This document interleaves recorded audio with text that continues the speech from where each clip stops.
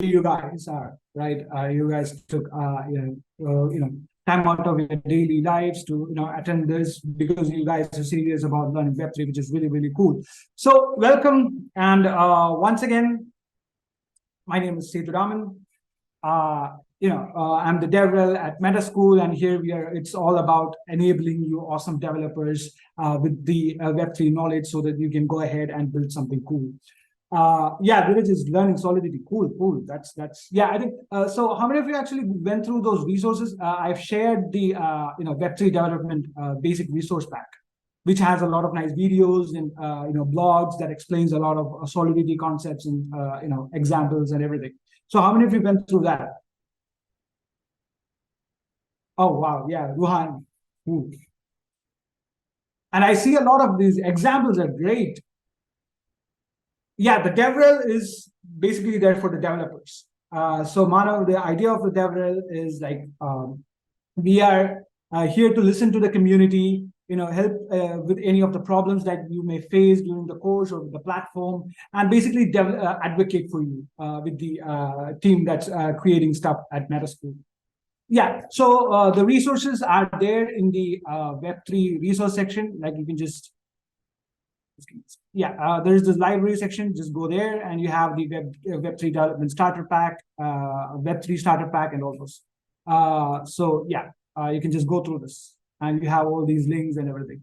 So a lot of videos, a lot of cool tutorials and stuff like that. Okay, so yeah, I guess we can get started, right?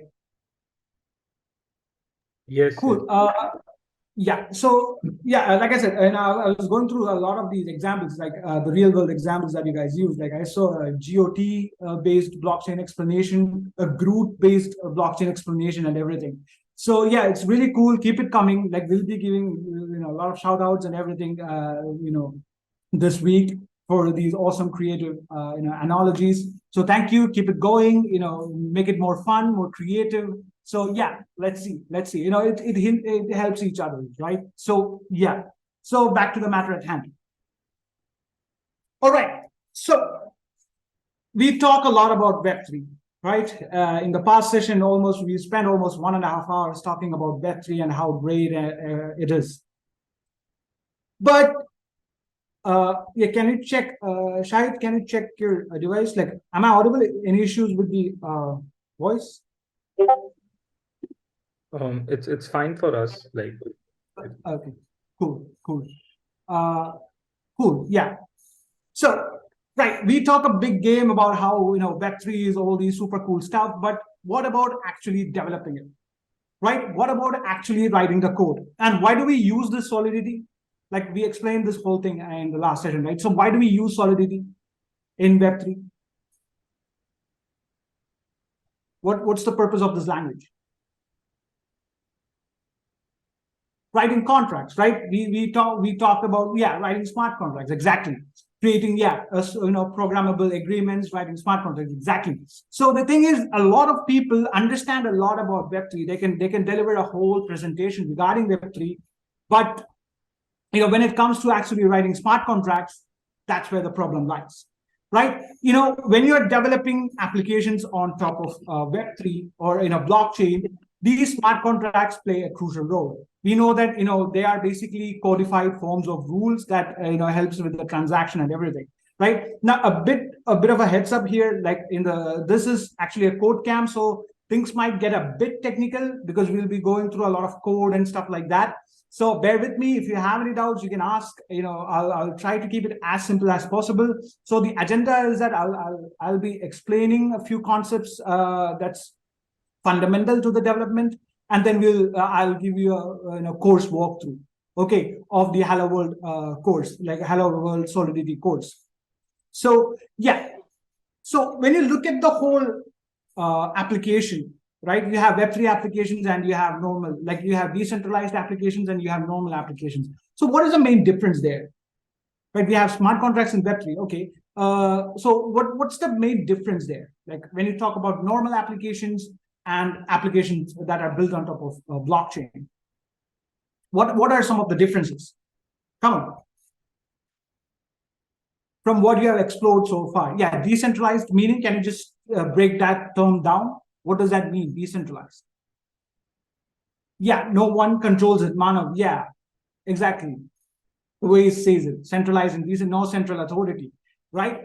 Trustless. Yeah, you don't have to place your trust on anybody, right? So the thing is, when you look at the whole architecture of it, it's just one piece or one particular segment where the difference lies. Okay, so this image basically explains the difference between a traditional web application and a decentralized web application, right? So when you look at the traditional, you have the web browser, you have the front end, HTML, CSS, and all those things. You have the back end, JavaScript, Node.js, PHP, and all. And you have a database or a centralized database where all the data is kept, right? And it's that fundamental element that changes when you look at a decentralized application, right? You have, like, when you look at it, you see that the front end is almost the same. It's basically HTML, CSS. Maybe you can use it's basically the same stuff. But then, unlike the regular application where the backend stuff is written in ASP or Node.js, you write smart contracts, right? The logic of your transactions or your logic of your applications on a normal application, it is written in different languages like Python, Node.js, or whatever. But when you look at decentralized applications, we use smart contracts, right? That's what we are trying to develop. And the data, it is not stored in a database, right? We use blockchain. So this is the obvious difference. Anything else that you can spot from this picture?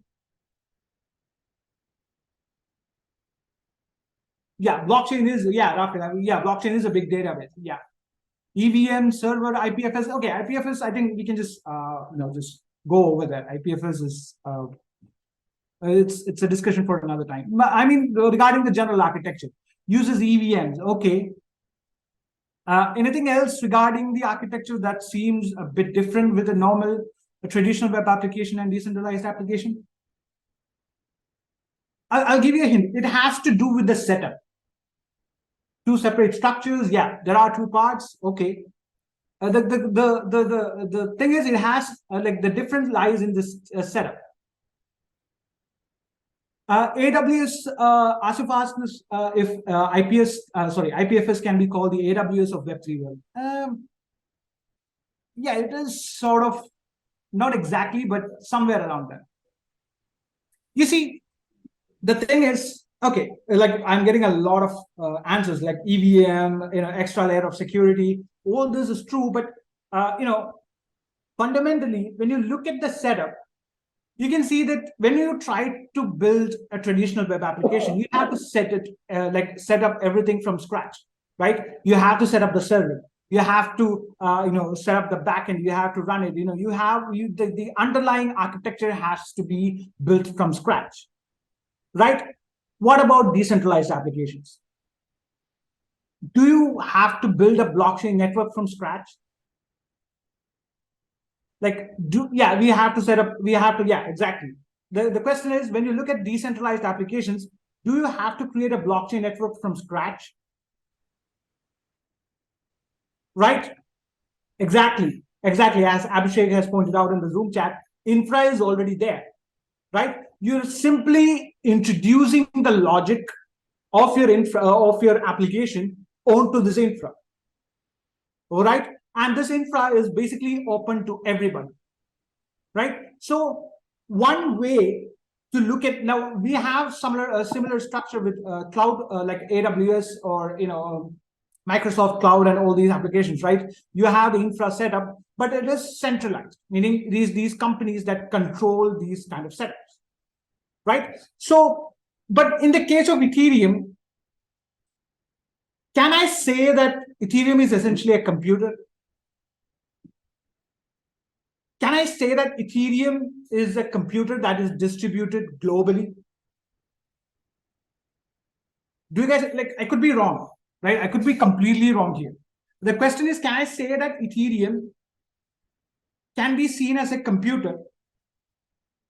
Connected nodes, yeah. You have these we discussed this analogy, right? The kids and the servers. So it's a connected network of servers which acts like a global computer. Yeah, one big computer network. Exactly. Yeah. As Manav said, it has a big community with many nodes connected all over. And when you look at it from a certain height, you can say that it works like a single global computer. The internet computer. Yeah, Antonio just pointed out the internet computer. Exactly. Right. So the question is, do you see any problem there? Like you have a computer that is global, a global computer. Anybody can access it. Anybody can write smart contracts or run applications on top of it. Any problems there? Any issues that you might face in that situation? Anything that could go wrong? Like you have, like it is accessible to everybody, right? Like when you look at AWS, if they wish to, they can actually shut us down or they can actually prevent access. Privacy, attackers, not editable. Okay. So not editable meaning that's for the blockchain itself. That's inherent blockchain. Who pays for it? Okay, that's a good question. Slow. We are working on it. Erica says that the network is slow, but we are working on it, right? There are scalable solutions. Right? We can run a whole cohort with that. So yeah, very time consuming. Yeah, these are things that we're trying to tackle. So like I'll put it in another way, right? Suppose it's your birthday, right? Computing as a service. Yeah. So the idea is that you have a global computer, right? And everybody can access it. So I'll give you a small analogy here. Suppose it's your birthday, right? And you bring a nice little cake to your classroom. Okay. And you place it at the center and you say that, okay, now anybody can have this cake. Do you think that, let's suppose there are 40 people in your class, right? Do you think that everybody will have or will get the same amount of cake? Just understand the situation. It's your friends, it's your birthday. You just take a cake, place it in the center of the class. It's your break time, maybe lunchtime or something, and you say that okay, now anybody can access this cake or have a piece of it. Do you think that it will be distributed equally among everybody? Everybody will get a sizable chunk from that cake? No, no, it never happens. Okay, Manu says it never happens. Yeah, I think it's a resounding no, right? So the situation, like there are a lot of since especially it's a break, there might be people who are more hungry, right? Who has bigger hands, who are, yeah, some will take more than others, right? Only the fastest can have it. Like Pradap says, like only the fastest, yeah, the first one to actually reach that cake can have it, right? And they might take huge chunks of it, right? So, but the idea is that you need everybody to have a share of the cake, right? Yeah. So the first one will have the max of it. Exactly. Samya says that if the first one to the cake will get the maximum amount of cake. Exactly. But the idea is that everybody should have equal piece of the cake. Right? Now, how do you ensure that in a situation? You are placing a cake, you bring a cake, you place it at the center of the class, and you want everybody to have an equal uh, you know you want everybody to access a piece of it. How do you what are your creative, let creativity using teachers command as a rule. You have to give rules. Okay, equal size pieces, right? You cut it into equal halves, right? Let's say we don't know the numbers. Let's just say that it's an arbitrary number. Okay, you're just placing it in a cafeteria, let's say. Okay, so how about that? So you're placing, instead of a classroom where you know the number, you're placing it in a cafeteria. Provide a moderation. Okay, can you guys work on that? Okay, provide what kind of moderation? So you're saying that in order to access the cake, you need a set of moderation. More notes? You mean more cakes? Capping the numbers. Okay, that means you're not, everybody is not having access to it, right? Sized cup, provide the plate size. Okay, right. So it's all about containing the numbers, right? Our whole strategy revolves around containing the numbers, right? One who minds what? Shiva says that one who mines more gets rewarded more. Okay. Is he talking about mining the cake? I don't know. See, all of our strategy is to contain the numbers, right? But it goes against the principle of us having to share that cake with everybody, right? Let's suppose I say that, okay, for somebody to come up and take a piece of the cake, I need them to write me a nice greetings. Okay, a nice birthday wish. So whoever comes up with that will get an access. Is that a good methodology? But I say that, okay, someone who comes up with the creative greetings will have a shot at the cake.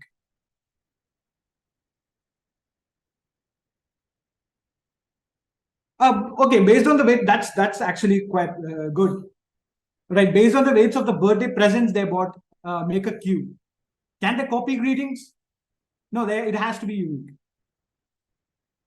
But the thing is, am I providing equal chance for everybody? Like with some kind of the thing is, you can bring your own ideas. This is just my idea. It could be completely wrong, right? I could be completely wrong with the whole greetings card thing. Okay, so these problems, right? We see a lot of problems, right? With a cake, like you're trying to basically put a cake in the center of a bunch of people and everybody can access it, so there won't be a uniformity. All this can be translated into the Ethereum global computer also, right? You're basically placing a computational, or you're placing a global computer and saying that everybody can access it, right? So all these things that we have discussed so far, like people taking, like people who are fastest, or people who has a bigger build, like who are strong, maybe push other people away and you get the piece, right? Get bigger pieces of the cake. So the thing is, when you look at the Ethereum network, you have a similar structure where every node in that network is pooling their resources. Do you guys understand? We talked about a global computer, right? So every node in that network is pooling that resources, their computational resources, and we are running applications on top of it, right? So there could be, like you said, there could be attackers who could simply waste those resources, right? There could be people, there could be attackers or malicious users who come in and just run some big programs and just waste the resources. Do you guys agree with me? Like just like the cake scenario, there could be bad actors coming in and just wrecking it for everybody, right? They might run something like an infinite loop, just a simple program that just reruns and just destroys the resources, right? So this is evident, right? Like this, you are opening up a computational device to the world, and this is a very probable situation, right? So how does Ethereum tackle that? So you can have bad actors coming in and running heavy, intensive programs on top of it. Exactly. I'm already getting the answers. How do Ethereum solve this?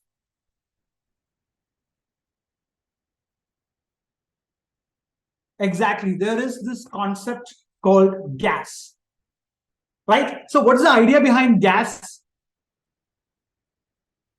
What's the idea behind gas? Paid to use. Exactly. Charge some fees for the computation. See, gas in Ethereum, you got to pay for it. Exactly. Like what Pratap says. Yes. Exactly. So the idea is that in Ethereum, you have this term called gas, right? And it refers to the amount of computational effort required. So if you are saying that Ethereum should add two numbers, you need to pay for it. For that addition operation, you have to pay for it. Yes, you can say a currency, exactly. So gas is basically a unit of computation that you could use, right? So the thing is, it is the amount of computational effort, and for each unit of gas, you would have to pay, right? Do you guys understand? So in such a situation, do you think it is feasible to run a infinite loop? Right? You have to pay for the computation. Right? Do you understand why we have this kind of, exactly, too expensive to try that? Right? So what Ethereum does is, in order to create that equilibrium of sorts, right? In order to make sure that everybody has access or nobody is abusing the resources, since it's a pool, it's a global computer, it's a pool of resources. We need to make sure that nobody is actually just wasting the resources, because if somebody runs a program like that, it will take away the resource from people who actually run useful applications, right? So in order to prevent that, Ethereum has this concept called gas, right? Who is drawing on my yeah, okay. So that's the concept of gas, is basically the amount of computational effort, and you have to pay a certain fee for gas. This works just like how you run a car, right? For how do you run a car?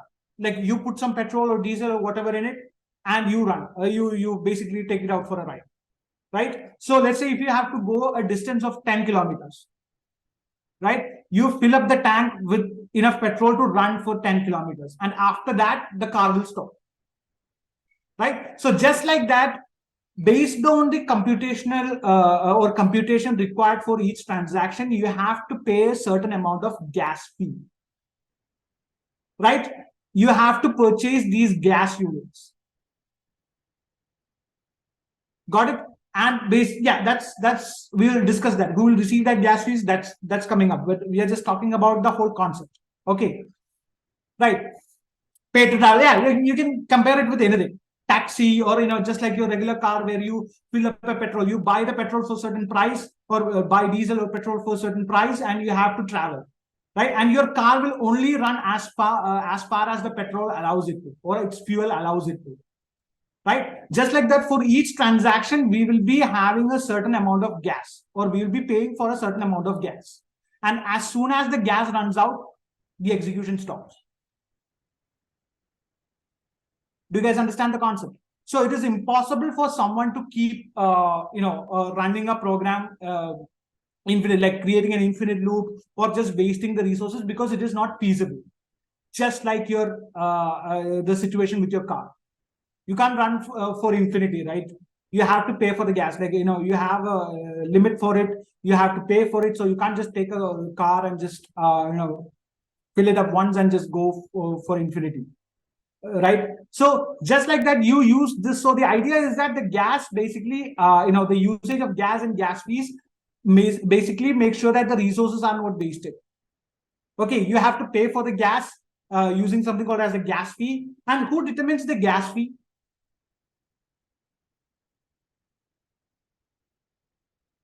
Who takes care of the gas fee?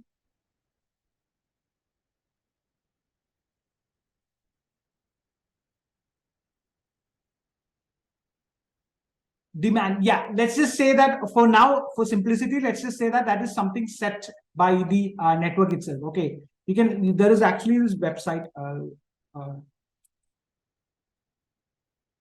You can actually see the live gas fee, right? What is this GUI and everything? So can you guys see the screen?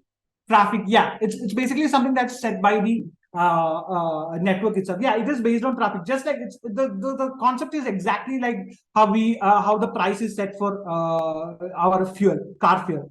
Because if there is any issue with the supply of fuel, then the price will rise. Right? You'll have a higher amount. You have to pay more for petrol or diesel or whatever. Just like that, if the traffic in the network is high, then the gas fee will also be high. Right, based on supply and demand. Do you guys understand? So this is something like, for now, let's just say that it's something that is, there is a calculation, there is a formula for it, but it is based on the network traffic. Usage, yeah, usage is a better word. It's based on the network usage. You can actually see that. Like, what is the Etherscan? How many of you have used this Etherscan? Nobody? See, this is something that we call a block explorer. Okay, meaning this gives you an idea of what's happening in the block. like with the transaction and everything. And there are a couple of additional resources here. Yeah, block tracker to view transactions and everything. Exactly. But there are a couple of additional resources like charts and everything. Have you guys used that? We can see the transactions placed. Exactly. Like you can go to the charts and actually see the usage and everything. Yeah, you can see the average gas price, right? And you can see that there is this, it's not stable. As you guys pointed out, it is based on the usage. Higher usage means higher gas fees. You can set it to 1 month and you can see that there is also this, highs and lows. So you have this concept of gas. You have to, it's basically a unit of the computation that you use and you have to pay for it. This makes sure that nobody is wasting these resources, right? So the reason why I tell you all this is because as a smart contract developer or as a Solidity developer, somebody who is starting out, you have to keep these three rules in mind.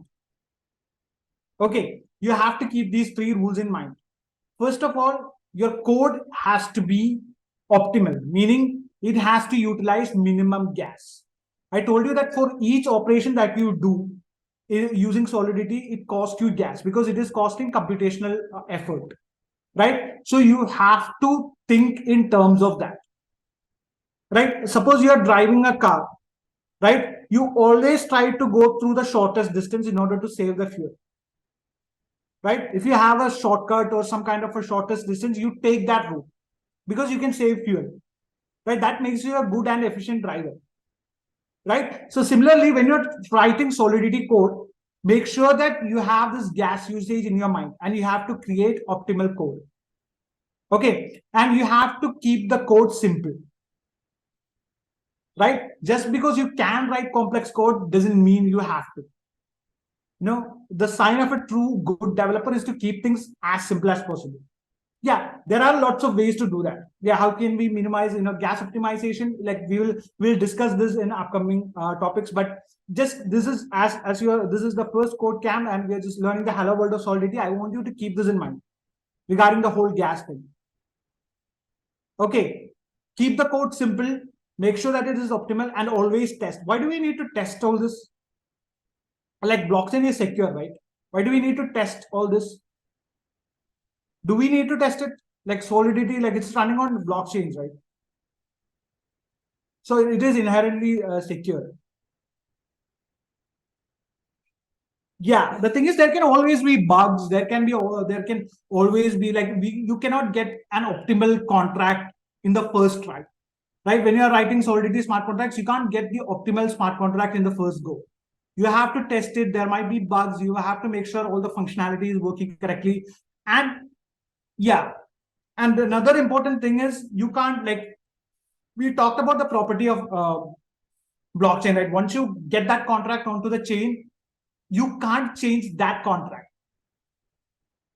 right? There are workarounds to update it or upgrade the contract and stuff, but that contract inherently cannot be updated. Okay, there are other workarounds to that. We'll talk about that in the upcoming code camps. But once the code is there, you cannot change the code of a particular smart contract. Okay, so you have to make sure, and in order to do that, like the whole upgradable, there is this concept called upgradable smart contracts. You can you cannot delete it. That's true. But there is this concept called upgradable smart contracts. It's quite difficult. Okay, it's not something like where if you like just compare it with the normal everyday web application. Like if you have a bug, you can just fix it in one server and it works, right? You see it all the time. Like companies are always introducing patches or building or fixing up bugs and everything. For smart contracts, the process is a bit more complicated. Okay, it's not that easy to upgrade or to create another contract and all, in order to replace this one. So make sure that you always test it. And where do you test this contract? Do you test it in the main Ethereum network? Yeah, so there is this hardhat is a framework. Yeah, we have these things called testnets, right? Which is specifically built for testing these applications, right? The idea is that you have a network that mimics what Ethereum does, but it's for like the tokens doesn't have any value. and it is basically built for the purpose of testing your contract. We call it any. Can you give me some examples of a testnet?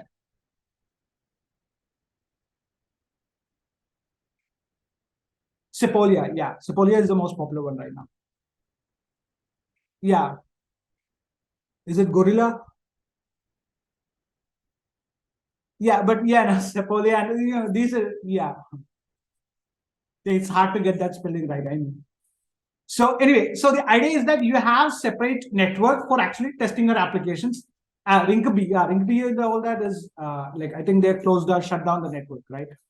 But yeah, that was a popular one, Rinkeby and all. So yeah, so you have to test it, keep the code simple, and minimize the usage of gas, right? So that's the general idea. Now the thing is, yeah, I forgot to mention this. So we talked about gas, right?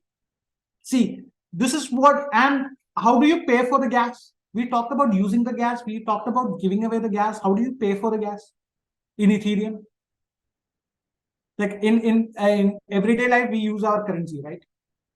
Yeah, and what is the currency, cryptocurrency of Ethereum? What is the native currency? Yeah, Ether, right? See, this is what separates. This is one of the things that separates Ethereum from Bitcoin, right? Bitcoin is essentially a store of value. Okay, now they are developing applications and all those kind of stuff, but initially the idea was that Bitcoin was a store of value. Okay, but with Ethereum you have this additional utility where you use this token or you use this cryptocurrency to pay for the gas. Okay, it's not just a store of value, you have an additional usage for it. It helps you with getting these gas and everything so that you can run these smart contracts. Okay, there is a utility to it. It's not just a store of value. Okay, so you use, just like how you purchase diesel and petrol with your everyday currency, you use Ether for purchasing gas units or paying for the gas fee. No, you have to use ETH. You have to use ETH for that. You have to convert your dollars, buy some ETH, and then use it. All right, so this is the general idea. Okay, any questions with the rules? Yeah, in smart contract, nice. You guys, remix ID, yeah, we can have, yeah, fake ethers and everything. As you says, yeah, in smart contract, like remix ID. Did you guys check out remix? I think it's there in the bundle that I shared, right? The Web3 development bundle. How many of you, work with remix? What is remix?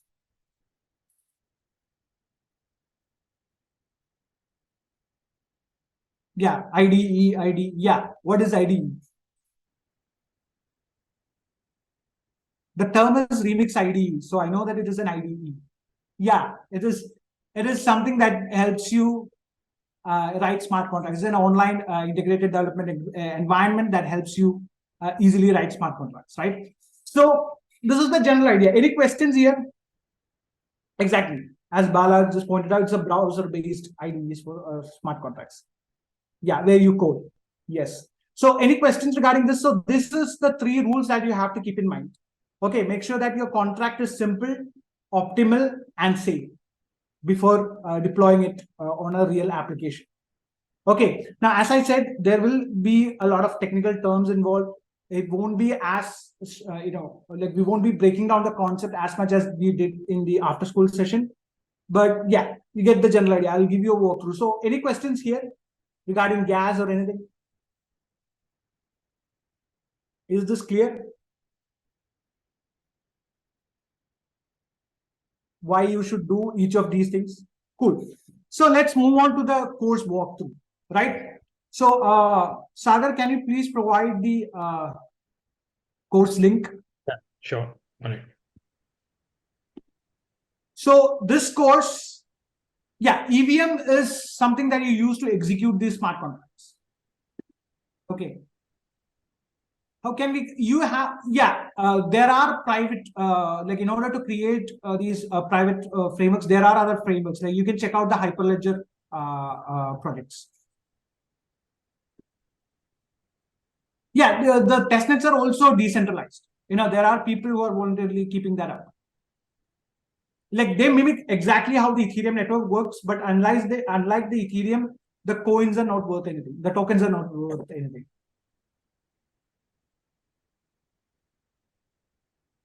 Okay, so yeah, I believe so. First, what you have to do is just go to the link now. How many of you have explored this course already?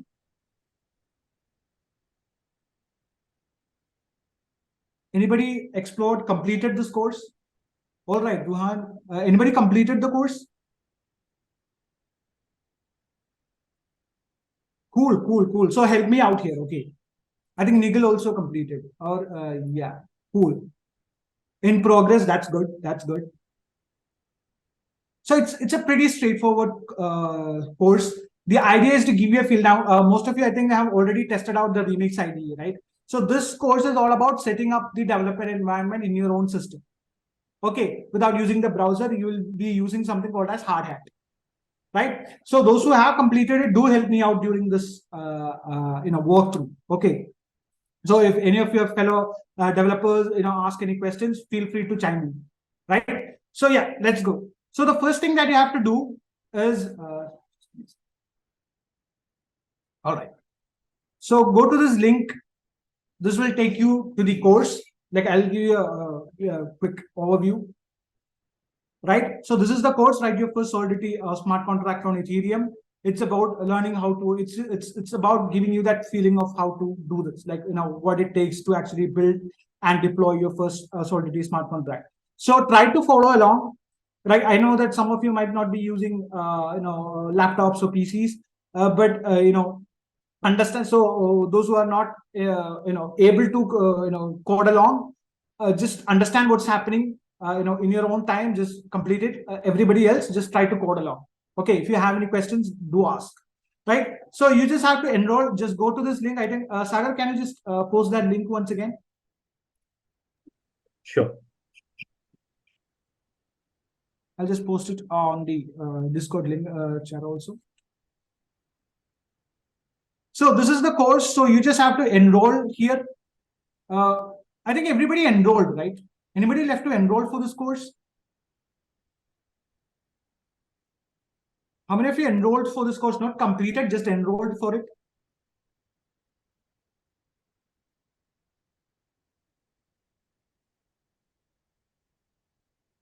So you just have to, in order to enroll, you just have to provide your email ID, and you will be sent a verification code.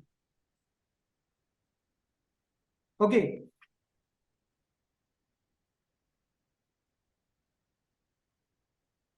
So just give me a second. I think. So how many of you enrolled? Okay. I see 2. What about the rest? Just in order to enroll, just provide your like key.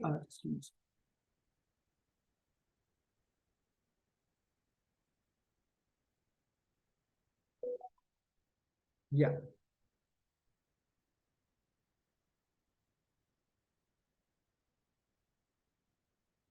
And in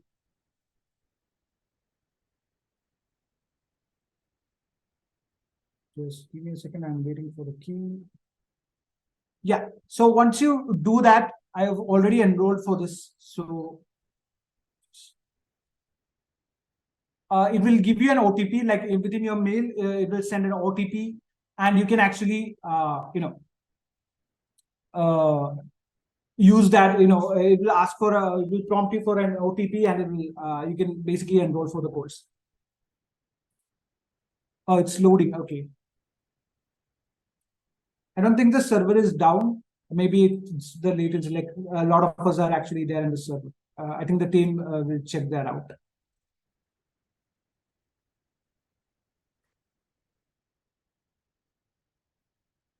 Just give me a second. I think there is some latency issues with that.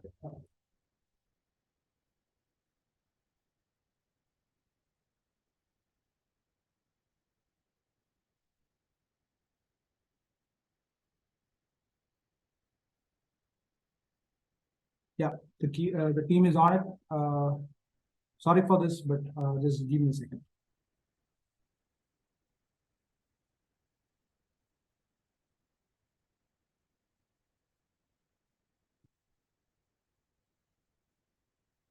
Yeah, the team is looking into it. Maybe it's some issue.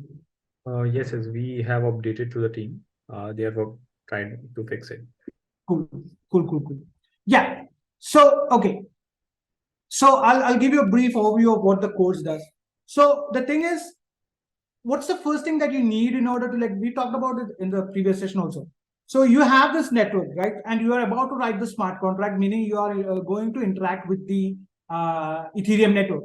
So what's the first thing that you need there? Yeah, it might be due to the heavy traffic. Yeah, we have almost 110 people, I guess. What's the first thing? So you're trying to access the Ethereum network, right? So what's the first thing that you need there?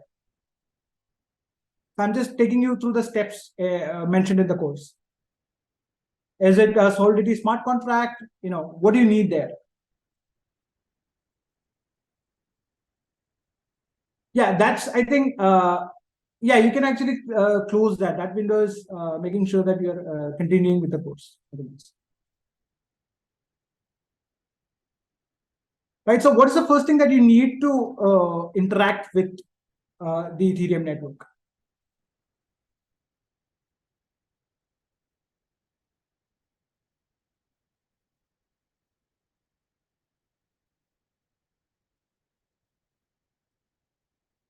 Yeah, I think the team is working on that. Just give us a second.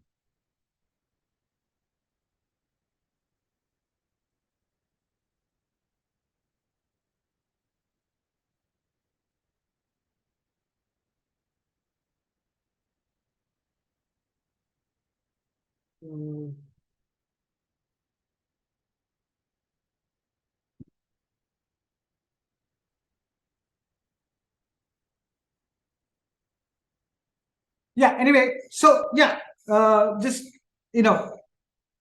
with what I was saying. So you're trying to deploy the smart contract onto the network. So before you do that, what's the first thing that you need in order to interact with an Ethereum network? Anybody?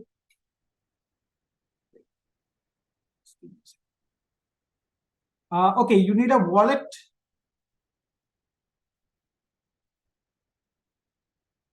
Enroll. Yeah, cool. A MetaMask wallet. Is this so? If I install MetaMask, can I, just go there and interact? Be a bit more specific. It's not wallet. It's one component inside the wallet, right?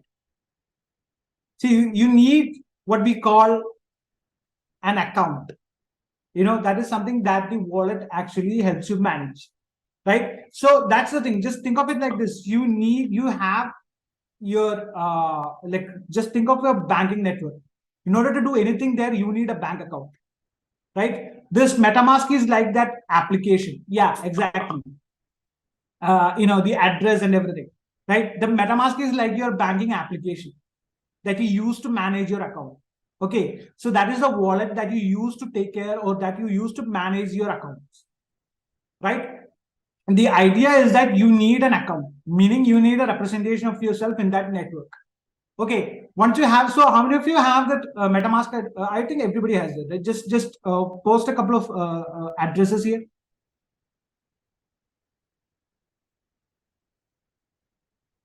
Post your MetaMask. Like, how many of you have that?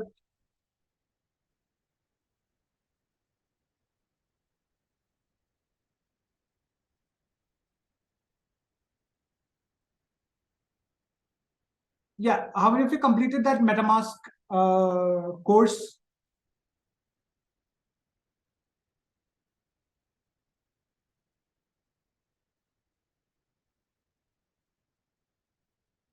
Right. Yeah. Wow. I see a lot of these addresses. So you need that address, right? Once you have that address, you can actually, connect with or interact with the network, right?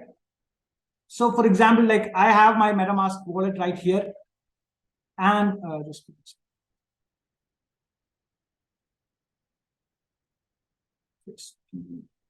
second. Yeah, as you can see, I have my MetaMask wallet here, and inside that I have an address. Now, which network should I connect to? Like, you can actually select the network here. Yeah, expand. So you can just click on that expand view to actually, get the bigger view. So this is the Ethereum mainnet, right? So this is the actual Ethereum network that I'm connected to. So when I'm deploying an application, I won't be actually interacting with this network because this costs me real ETH, meaning real money, right? So what I'll do is I'll connect to any other test network like Sepolia. Okay, so you need a wallet, you need to connect to the network, and you need to have some test tokens,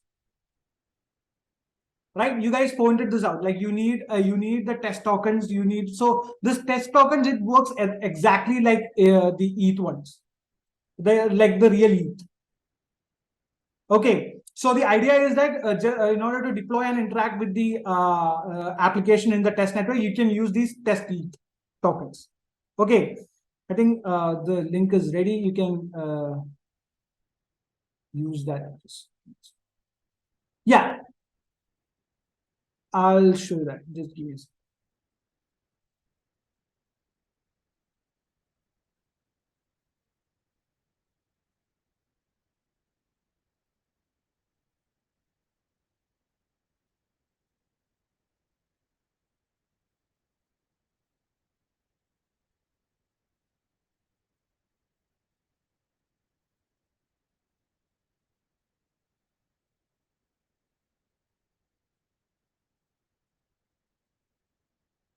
So let me just connect to the course.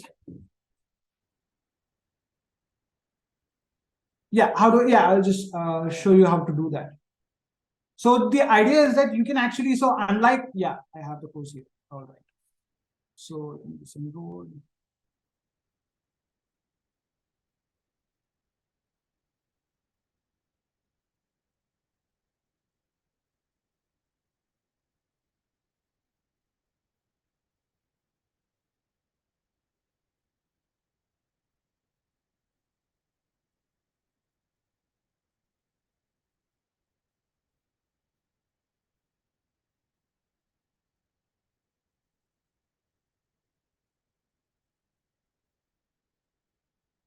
Yeah. But the thing is, like, unlike real ETH, it's quite easy to get these, fake tokens or these test tokens.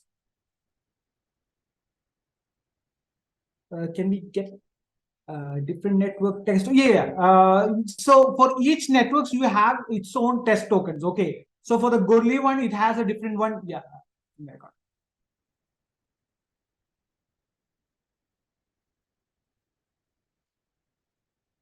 The verification.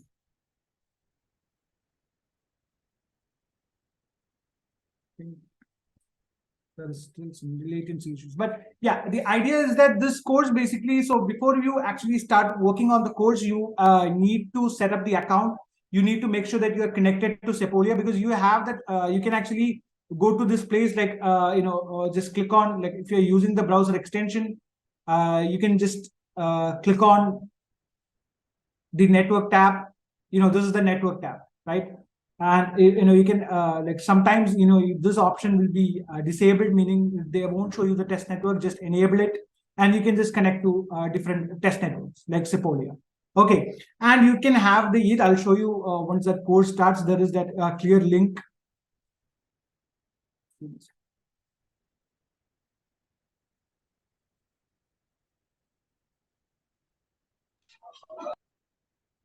Yeah. So the idea is that once you have that tokens and everything, you can start. So once you set up the account, once you have the tokens, once you have all these things, you can actually start writing, or you can actually start setting up your Solidity development environment. Okay. And in order to set up the Solidity development environment, you need a couple of things. Okay, you need, one of the first things that you need, I think I've already shared that video with you. How many have, what do you guys know about something called Node.js?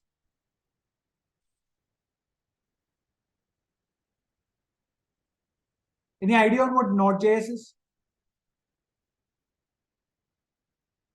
So what is Node.js?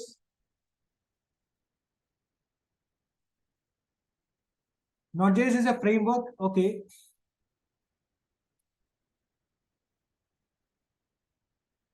Is it a framework? It's a JavaScript runtime. Okay, what's the difference between JavaScript and Node.js then? So someone says that it is a JavaScript runtime. So what's the difference there? Yes, it's a JavaScript runtime engine. Yeah. So the idea is that JavaScript, it basically runs within the browser, right? It makes your website dynamic and everything.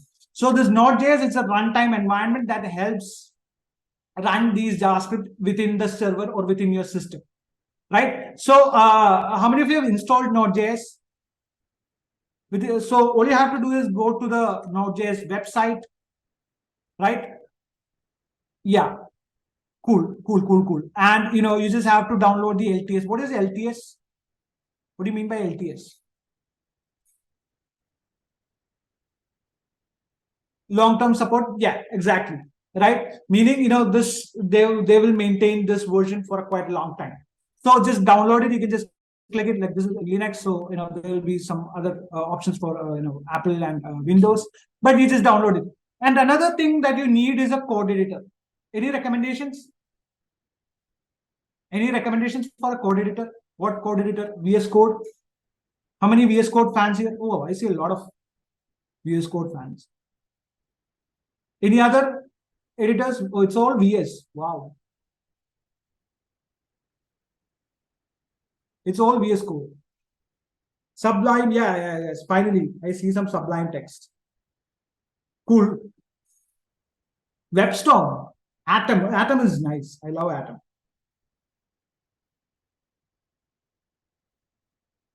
Any other? So, yeah, Vim. Okay. Who uses Vim? That's cool. That's like a pro developer move, right?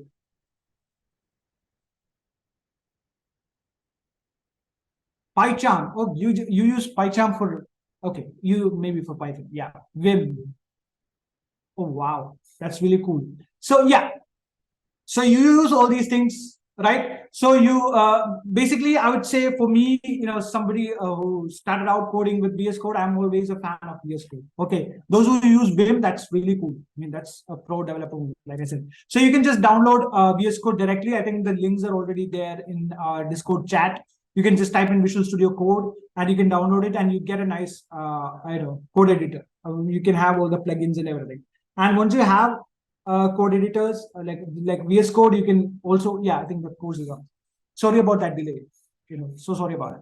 So yeah, once you provide the whole email, you get the enrollment, and once you do that, you get to this page. I already completed it, so I'll just walk you through it, right? So yeah, this is the idea.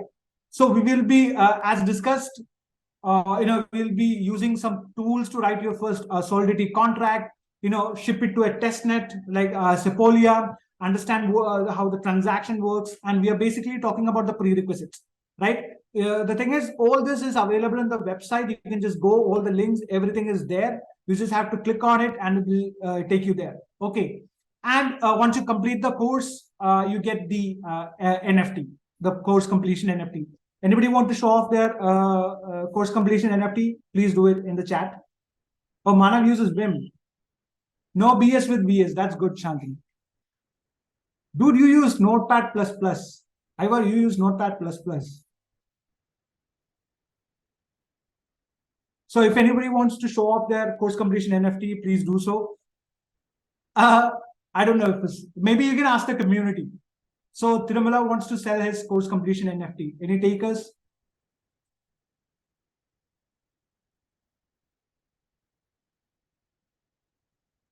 Right. So yeah. So that's what it is. And this is another important part that you can contribute to. So all the courses at Meta School is open source. Okay. So if you would like to make any contributions to it, feel free to do so. Okay. So I think everybody has completed the whole Node.js and VS Code setup, right? So the one way to check it, like if you are on Linux or Windows or all these servers, is you can just go to the terminal and just type in node -v. And if this is working, that means the Node.js is fake it. Yeah, sure. Joey, you can, yeah, absolutely. I'll just post my address. So yeah, this means that the Node.js is set up and you have your VS Code here. So yeah. So the idea is that, so once you complete the course, you have the NFT, right? And like I said, so this all this code and everything is there on GitHub. So feel free to make changes, contribute. If you think that some of the contents can improve, feel free to do it. Okay, it's an open source project, so you can contribute, right? So once you set up, like I said, you can take your own time. This entire thing is free. It is in our Meta School, platform. Feel free to check it out. I'm just giving you a walkthrough of this. You can code along if you want. No issues there. And if not, don't worry. Everything is there. Everything is free. Take your time and complete the course. Okay, and show off your NFTs. So yeah, once you understand all that, once you have Node.js and everything set up, this is what we'll be doing. Like I told you, like the first thing that we need in order to interact with the network is MetaMask account. And I think everybody, has their MetaMask account. I think that was one of your first tasks, right? And everybody aced it. And we will set up the Sepolia test network. I'll show you how to do this. We'll fetch some fake money, like Sepolia tokens. We'll set up a hard. What exactly is hardhat? Any idea? What exactly is hardhat?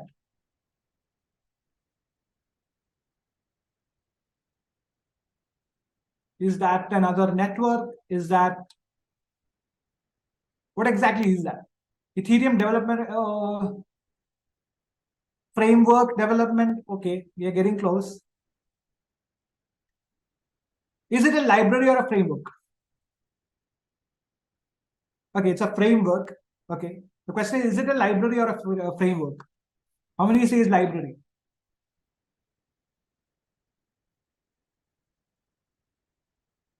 It's a framework for everybody. It's a framework. Okay. It is a library. So what's the difference there? What's the difference between a library and a framework? See, a library, yeah. What is let me see your explanations. So you guys say that, some say it is a library, some say it's a framework. So what's the difference there? Step by step, library stores everything. Frameworks give you step by step road. Okay, contains a lot of libraries. Okay, that's a good one.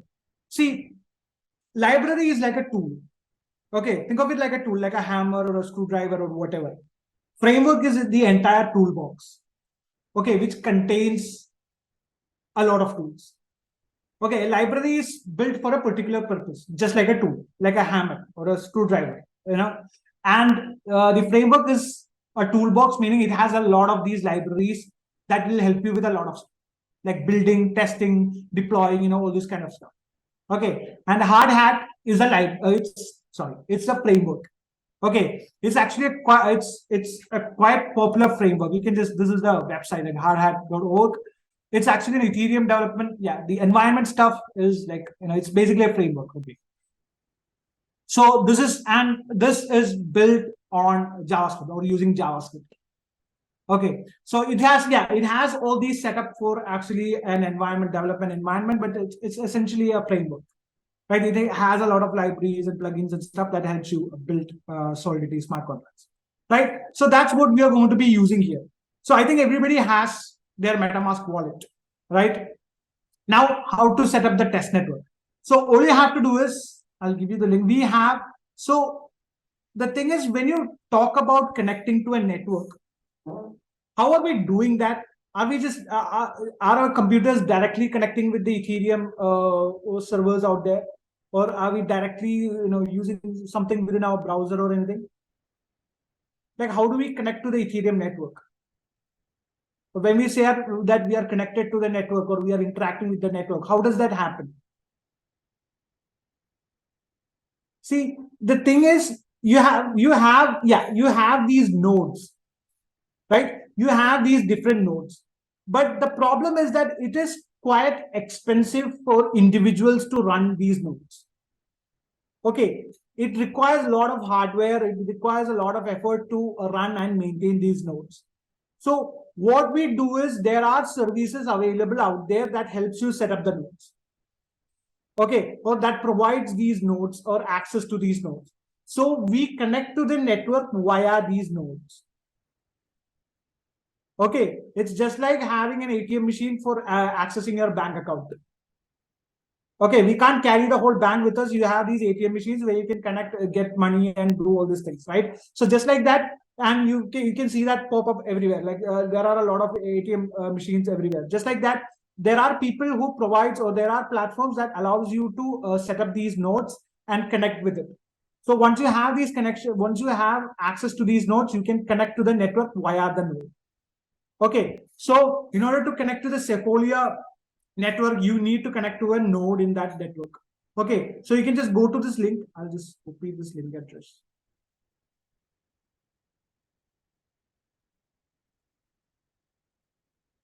Okay, so you can go to this link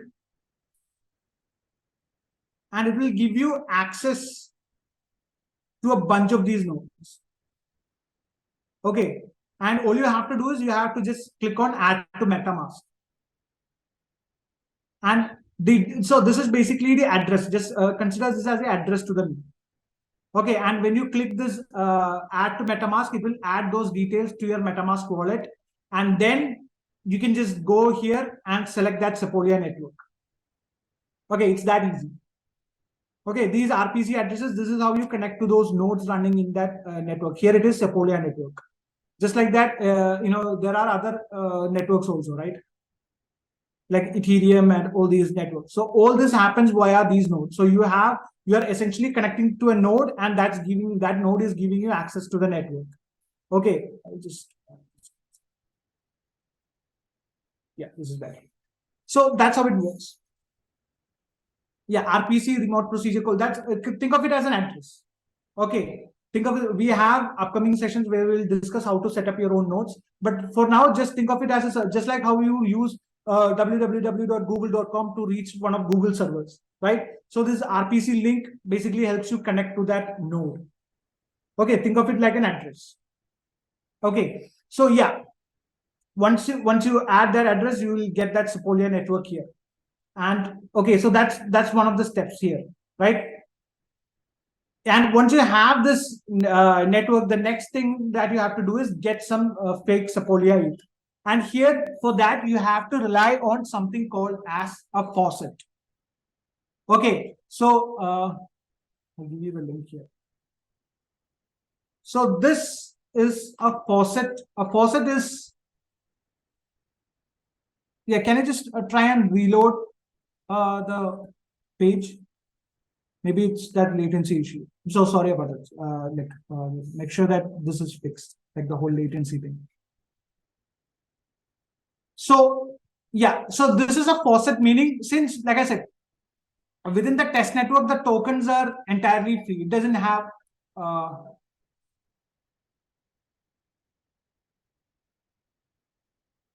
any value and stuff. So these people, they give you certain amount of tokens. Like for example, using this Alchemy account, you can actually get 0.5 Sepolia. All you have to do is just copy your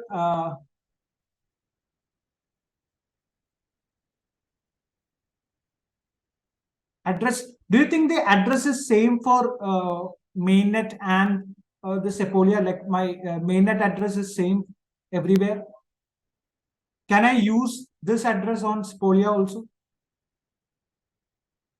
Yes, the answer is basically yes, meaning, this is a valid Ethereum address. Okay, so if you have one of these, you can use it in any given account. Okay, as long as it is Ethereum compatible, you can use it everywhere. Right, so you don't need a separate account for Sepolia and Ethereum mainnet. You can use it for everywhere. Like once you have it, you can use it everywhere. Right, so just copy this, go to this faucet, click here, and they will have some verification, because like I already did it 3 hours ago, but I will show you how to do this. Okay, so this is to make sure that you are not trying to drain the faucet. Okay, meaning you are not repeatedly trying to get these tokens. It's just like how we talked about the cake scenario, right? If they open it up to everybody, people will come in and just take away all the tokens, right? So they make sure that everybody gets equal amount. So they have these verifications. They make sure that you only do this once every 24 hours or stuff like that. just to make sure that everybody can access these tokens. Okay, just do these verifications. Like I might not be able to get these tokens because I already have them in my account. Okay, I'm just showing you the process. And once you have that, just click on send me ETH. Okay, I think there's something. Yeah, but the general idea is that once you complete that, and if you don't have high amount of ETH, like I think I have around 3 Sepolia or something. So yeah, the idea is that once you have I don't know why the entire thing is having latency issues. But yeah, once you complete that whole verification, you will get access, you will get your test tokens there. Okay. So yeah, so that's how you get it. You use these faucets for it. Okay, now we have that link to this faucet in the course itself. You can just click here. Okay, and it will take you to that website. Right. Now, so you have the account, you have the network, you have the test tokens, right? Now, how do you set up the hard hat project? So for this, we need, like I said, this is built on JavaScript. We use Node and everything for coding it. That's why we installed the Node.js as a prerequisite. Okay, so in order to do that, first just get to a directory. Start afresh. Okay, just give me. Let me just set up a good directory. Okay. Right. So I'll just, so here, this is a directory. So you can just follow along, right? You can either use the make directory, like these commands, or, you can use, create a new folder. The CD command is basically for, switching to this directory. Now, one thing that you can do is you can actually open this with your VS Code, so that everything is, oh, wow, you have the course completion already. Nice. Let me just open this with VS Code.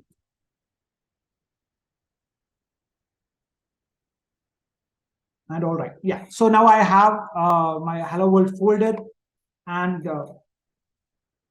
let me just open it.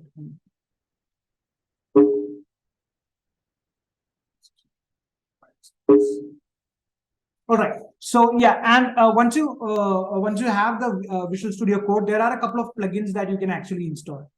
Okay. So first one is you have a hardhat plugin,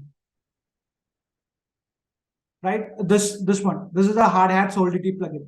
Just type in hardhat and you can actually install this. Okay, I have already installed it, but you can actually check it out. Okay, it helps you with code completions and everything. There is also Solidity plugins too. Like it supports it, but yeah, there are a couple of good ones there. So you can install all these plugins so that it is easy for you to code. And once you have all that, you can just open a terminal there. Like you can just click on it, and VS Code automatically provides a terminal there, right? So how do you set up a hardhat project? So the first thing that you have to do is you have to set up a node project. Any idea on how to do that? How do we set up a node project? So I told you that this framework uses Node.js for coding and stuff. So the first thing that we need to do is we need to set up a project, a node project. So how do we do that? We use something called, yeah, I'm waiting for a reply. Yeah, npm init. Exactly. So what exactly is npm? Don't say node package manager. I mean, what is that? Yeah. So the thing is, just like libraries, yeah, there you go, node package manager. See, just like libraries in Node, you have packages, right? And this npm is this huge repository of these packages, and the node package manager basically helps you manage these packages, like install them and do all this, maintains packages in a project, exactly as Agil has said. So in order to initialize the project, all you have to do is type in the npm init command. Okay, helps us install some packages or important stuff, exactly. So it helps you manage all these packages or libraries that you require for a project. That's the idea. So npm init means they are initializing a project. Okay, now there are two ways. You can actually click npm init and it will take you through a lot of questions like package name, version, and everything. Or you can just skip all that and just type in npm init -s, and it will automatically fill all this. Okay, and once you have that, you will have this file called package.json. Okay, this is where it's a lot of this is a lot of sort of like the control file. Well, it controls, like, it has all the details about the project, all the libraries that we use and everything. So you can use this particular file to control everything. Okay, within the project. Yeah, it has all the details and stuff. So if you go to the course, yeah, we have initialized the project with npm init. Once you have that package.json, that means that we have initialized the project. Now we can install our hardhat, a package, right? So you can just copy it. All right. Yeah. What is the save dev? Any idea? And just install it. Yeah. Any idea on what the save dev is?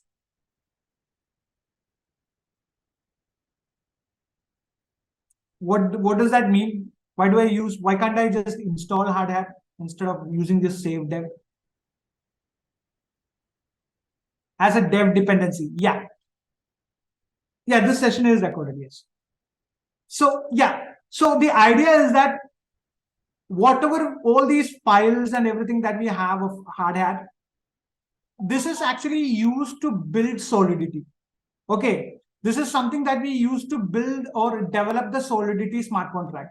The key output here is Solidity smart contract, and we are using hardhat to develop it. So all the files of this hardhat won't go into the final product. It is just that Solidity file.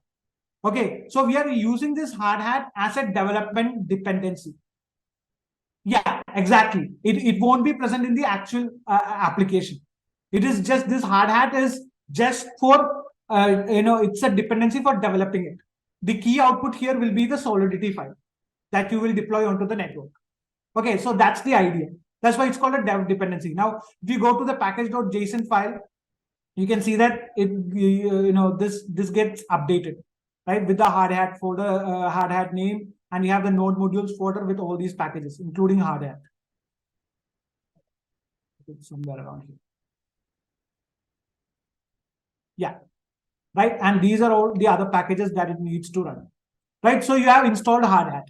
So the next step is, like, if you go to the course, you can see that you have to run npx. What is npx? We talked about npm. What is npx?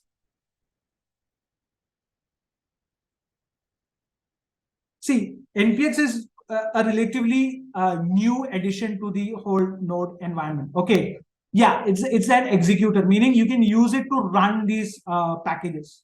Okay, right? Instead of right, you can use npx to actually run, yeah, package runner. Yeah, exactly. Okay, so instead of just managing, you can use this npx to actually run these packages. So if I type npx hardhat, we are running that package. So there are certain things that we can do with that package. So we are running it using npx. Okay, so once you run that, it will show you the screen that will help you set up a project. Okay, so here I'm going to select a JavaScript project, since we are going to build using JavaScript. What's the root project means? The directory. I think this is the default directory. This is the directory, right? So we just play. Do you need a git ignore? What is a git ignore? How many? Let's see how many git people here. How many of you have used git? I think all of you, like, ignoring the file. See, the idea is that, if you are, yeah, exactly, in a file that should be ignored. So when you are actually trying to make this code public and publish it to Git, there are certain files that should be ignored. Any particular file here that should be ignored? Yeah, a file you should, yeah. So this git ignore file will list a set of files that you should ignore, right, while setting it up to GitHub. Yeah, exactly. So here the node modules, you don't need to upload this whole thing onto GitHub. So you can say that, yes, you need a GitHub file, right? And do you need a, yeah. So this is another really cool feature of hardhat. See, it allows like, yeah, if you go to this hardhat and if you go to plugins, hardhat allows a lot of plugins. Okay, meaning apart from what we have with the hardhat package, it allows you to add additional stuff to it. Okay, you have toolbox, like a bunch of hardhat plugins bundled together. You have a lot of cool plugins here. Okay, that you can use, like Viper. What is Viper? Have you guys heard of Viper? Hardhat Viper. What is Viper? Any idea? Have you guys heard of this thing called Viper? Exactly, as Asif said. So you guys know Solidity, right? So Viper is another smart contract programming language. Okay, that is Pythonic, meaning it is Python-based language, right? So you have all these plugins with hardhat that you can install and use and make your whole development process easy. So what this is prompting us is, it is actually installing some default dependencies. Okay, so just click on yes and it will start installing it. You can see that it is also saved it, meaning it's also a development dependency. Okay, these files won't make it to the final output, meaning the final application. It will just be the smart contract. These are something that supports us during the development. Okay, that's why it is dev dependency. Okay, so I think my internet is really, really fast today, so it might take. Yeah, but you can see that, we already have a project structure, right? You can see that as soon as we provided the outputs, answers and everything, you already have a structure here. You have these files called contracts, scripts, tests, and everything. So this is how you arrange your project. Okay, within the contracts, as the name suggests, you will have contracts, and for solidity.sol is the extension, right? For Python files, you write .py. For JavaScript, you write .js. Just like that, for Solidity, you write .sol. Okay, so all the contracts should go here. You have the scripts. So this is the scripts that you will use for deploying these contracts onto the network. Okay, and these test files are used to write the tests. And I think the most important file among all these, or file among all these, is this one called the hardhat config.js. Okay, so just like how we have the package.json for the Node project, this hardhat config.js basically manages the configuration for this project. So we can update it, modify it, according to the configuration that we need, and we are going to use it. Okay, I'll show you how to use it. And you have the git ignore, right? You can see, yeah, the node module. So all these folders or all these things will be ignored, right? While we upload this to GitHub. Okay, so yeah, where are we? Right, and yeah, so this is another set of plugins that you can install. So you have to just copy the code and just install it. So any doubts so far? It's pretty, like I said, this is just a walkthrough. You have detailed instructions here. Like you have, everything is explained. If you have any questions or doubts, please ask. I'm just, giving you a walkthrough of this. Okay. Even the extension is here. Like you can just click on this link and you have the extension. It's pretty, like the whole thing is free. Okay, I'm just giving you a walkthrough so that if you have any. Okay, so the hardhat config is just okay. Yeah, this file is used to configure our hardhat project. Okay, we need to add certain things. You'll understand, like as we go ahead with the chapter, there are certain configurations that are required for the project, for developing the smart contract. So we add all those configurations inside this file. Just like how the package.json is there to manage the entire Node.js project, you have this hardhat config that helps you configure the hardhat project. Okay, so yeah, and you can see that we are using like this. What is this? So here we have this thing called Solidity, and we have given a number. What is this? What does this mean? Any idea?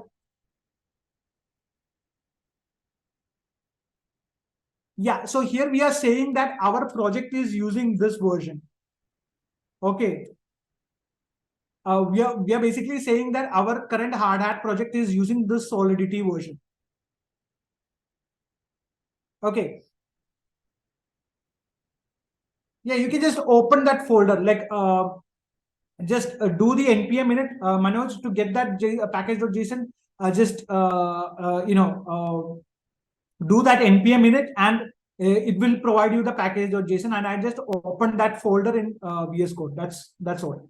Okay, and and you can see that we have given a require file, meaning I will be using this particular plugin within my hard hat project. Okay, so this is how you configure, right? So I'm saying that I'm using the Solidity version and I'm using this plugin for my project.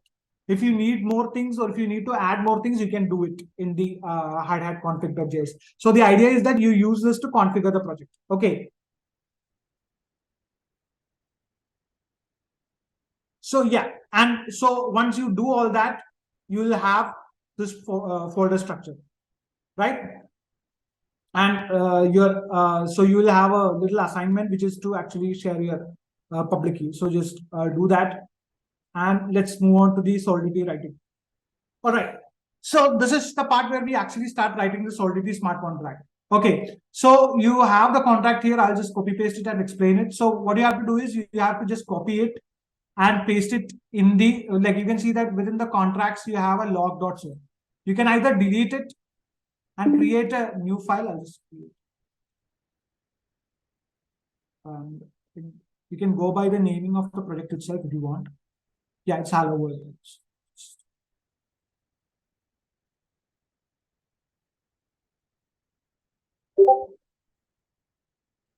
And you can just paste the code. Okay. So this is what a contract looks like. Okay, this is what a smart contract looks like. It's just like a regular programming file. You have certain keywords and stuff. And what kind of, is it a high level language? Yeah, you can adjust that.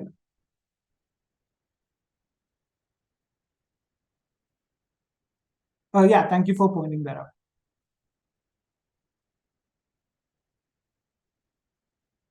I'll just use it. So what does this symbol mean? Any idea? What does this mean? So, okay, let's just talk about the structure, right? Yeah, version, use this or above, exactly. So this part right here, what is happening here is that this is an identifier. What is this license identifier?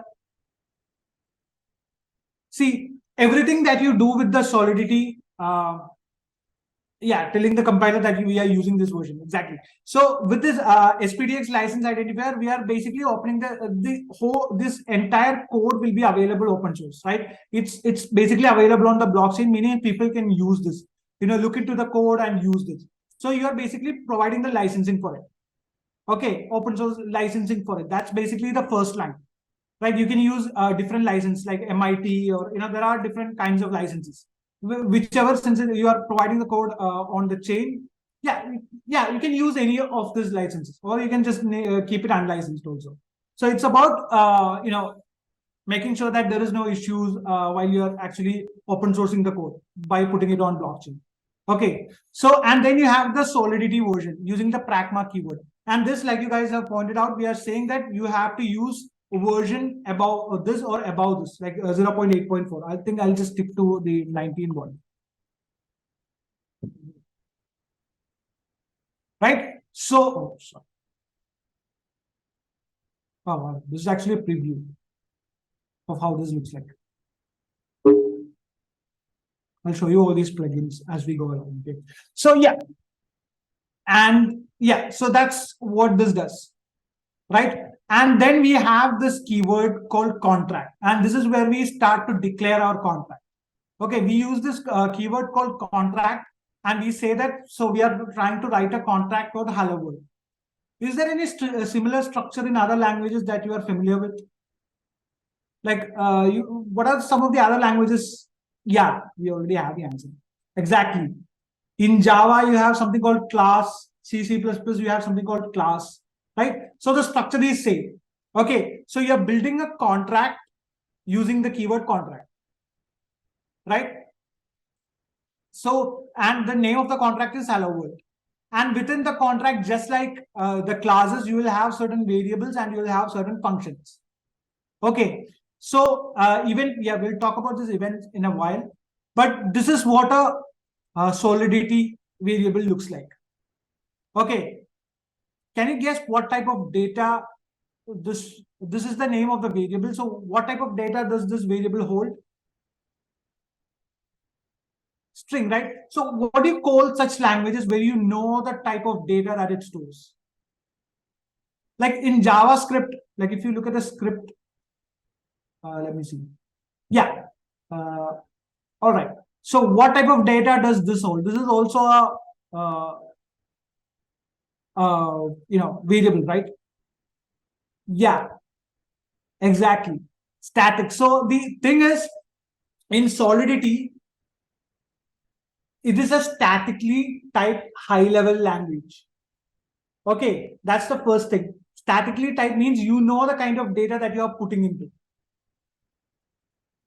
Right? Here you don't know the kind of data that goes in. Right? You know that it is a constant, but you don't know what is the data.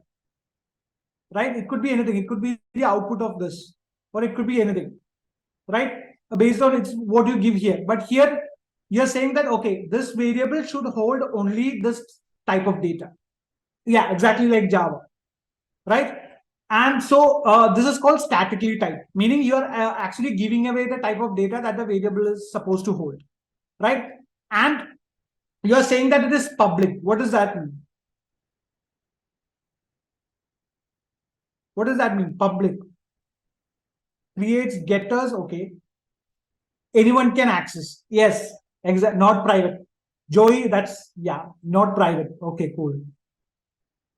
Yeah, exactly. So the idea is that, oh, yes, we are getting into more technical concepts. Like scope is global. Yeah. The idea is that if you provide the keyword public, what it means is that you can access it. Like the scope is global. Exactly. You can access that variable from anywhere.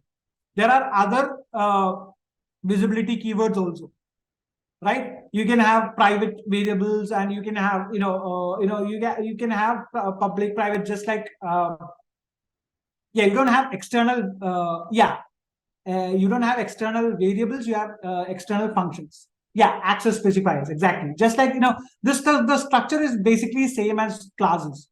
Okay, you can say that, okay, this variable should be accessed by everybody. So let's just call it public. Okay, if the access is to be restricted and it should be only be within a particular contract, let's call it private. Or if it can be accessed by inherited classes or inherited contracts, let's call it internal. Okay, so it is access specifiers. Okay, which says that which limits the scope of that variable. So public means it is global scope, meaning anybody can access it. Okay, so and then comes a very familiar term called constructors. Now I'm not even going to ask what is this? What does this do? Well, can you just explain this logic?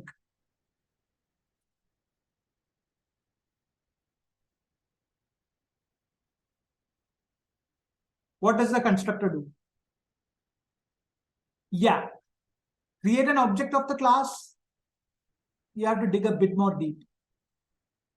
Yes. See, a constructor is essentially for initializing the variables, right? When you first deploy the contract, this constructor makes sure that you have the default values set. Okay, who calls the constructor? Who calls the constructor? Do we have to call this function or do we have to execute this function? It's called when the contract is deployed. Okay, it's something that is automatically called when the contract is deployed. Okay, and this basically what it does is you have the variable here, right? And this constructor sets the initial value for it, which should be given as a parameter here. Okay, we'll see this when we are actually deploying the contract. And then you have the function called update. So here what we are doing is within the update function, we take a string as the parameter, meaning a new message. So that string will contain a new message. This will be the first message, and we'll just swap it. Okay, we'll just add this new message to our variable, and we'll just store it. Okay, that is what it does. So all this contract does is it will take a string and store it to our message variable. Okay, we will initialize it with a constructor. We will initialize that with an initial message using our constructor, then use the update function to update that message. Okay, so first let's say our message string hold welcome or good morning. And in the afternoon, you can just use the update function to change it to good afternoon. Okay, that's the basic contract. Now, this is a very simple contract. Okay, nothing. Yeah. So this memory keyword is something that you use with complex data types. Like string is not exactly a simple data type. Okay, so this basically tells you where to store it or how to store this variable. Should it be in memory as a temporary variable, or should it be stored on string? Now there are other things also like storage. There are other keywords also. So memory means that you are just temporarily storing this value, meaning after the function execution, that value won't exist. The value that we give as the parameter. Memory meaning that we are temporarily storing it. Okay, so yeah, and then we have this emit thing. So this is where the event comes in. Okay, so this event is actually used for two purposes. One of them is to log the data. Okay, which we will see, as we go along. Like we'll talk a lot about logging data and stuff. And the other purpose is that this event helps you pass on the data to the external entities, to some external entities. Meaning, suppose you are in a restaurant. Okay, so a chef is cooking some food. How will the chef tell the other people or the waiters that the food is ready? He might ring a bell, or he might yell out, he might use some kind of things, right? So that the people standing outside the kitchen can know that the food is prepared, right? So event works just like that. Okay, apart from login, what it does is we can use these events to pass this message to external entities that sits outside of the blockchain event. Suppose you have an application that sends you notification every time we change a message. Okay, so just like how the chef presses the bell, you have this event that will send out a message saying that, okay, we have something happening in this contract, and within this event, we can actually pass data. You can see that within this, so you can create an event like this. This is the event keyword. This is the name of the event. And you can actually specify the data that will go inside the event, meaning the data that is to be passed. In the case of a chef, it is that the food is prepared, right? Here we are passing the old message and the new message. Okay, so once we change the message, we will emit the message changed event, meaning people or entities sitting outside the externally to this whole smart contract environment can listen for this or look for this event and understand what is happening. So this basically tells them that we have updated the message. And this was the old message and we have updated it with a new message. Okay, just think of it like the chef principle. Okay, you have a chef in the kitchen trying to work. How will he signal the people waiting outside that the food is ready? Like he has his mechanisms, right? Like pressing a bell or calling out the waiter's name or something like that. Events work just like that. You can create the event for passing the data and you can call it using the emit keyword. Okay, so it helps you to pass that data to external entities. So this is just a simple application. Suppose you are minting a token or an NFT, and you need to alert the users that a new NFT comes up, or something like that. Okay, so you use these events to pass such information. You log it and you pass it to external entities also. Just think of it like within that chef's context. You are basically saying that and something has happened, or you are telling that something has occurred. And these are the information that came after it. You can pass any information here with regards to the event. Here, I am creating an event called message changed. So I'm just passing the old message and the new message. Yeah, like a notification, exactly. Got it. So that's the idea. So this contract, what it does is it will initialize upon deployment. It will initialize a message to this or set a value to this message variable. That will be our first message, and then we can call the update function to update that message. And every time we update that, we will notify using our event, which will carry the old message and the new message. Okay, that's what it does. It's very simple, nothing complex about it. And the thing is, you have to see how we have named everything, right? Message change, the event is message changed. the variables are message, first message, old message. So this is how you keep the contract simple. Okay, use clear variables and stuff like that, and make sure that people can read it, right? So this is your basic contract. Any questions or doubts here? Any questions, doubts, anything? Is this clear? The general idea, like I said, all these things are available here. Okay, all these things are the explanation. So yeah, the events, yeah, I'll show you that.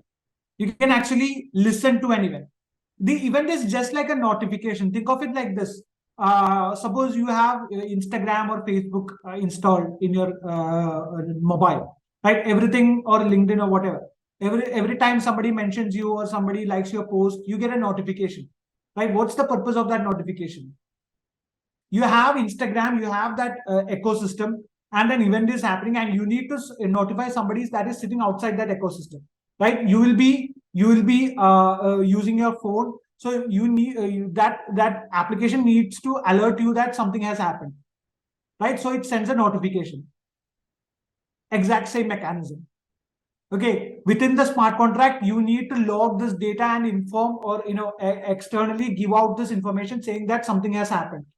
And you can also pass on the information, like when you look at the WhatsApp notification, or LinkedIn notification, you will have certain information regarding that. You will say that this guy liked your profile pic, or this guy shared a new photo, or this guy liked your post, right? So just like that, within the event, you can give data also, right? That needs to be passed. Do you guys understand? It's sort of like a notification mechanism. And using that notification, you can actually pass the data that you want to notify about. Here, I'm just saying, whenever a new data, a message gets updated, I just want to notify that event, and so I'll just pass on the old message and the new message. That's it. Okay, it's a notification system. Just think of it like a notification mechanism, but there are a lot of applications that you can do with it. Like you can listen to it and create complex front-end stuff. Okay, whenever your transaction gets approved, you can maybe in the front end you can design something cool, or if somebody changes a message, not exactly console log. It's in JS, like if you are familiar with HTML and stuff, you know how we try to track button click and everything, right? Like when you click the button, there is an event emitter, yeah, on click and stuff like that. Yeah, event listeners, yeah, that's the basic principle. That's how it works, almost. No, I'm just going through it. So yeah, so I haven't run the code. Okay, so your contract is set, right? So like I said, this is just a walkthrough. You have detailed explanations in the codes. Okay, so we have the code ready. Now you can actually try and compile it. Now, what is the whole process of compiling? Why do you need to compile a code? Yeah, inform the block, any entity that is sitting outside the blockchain also.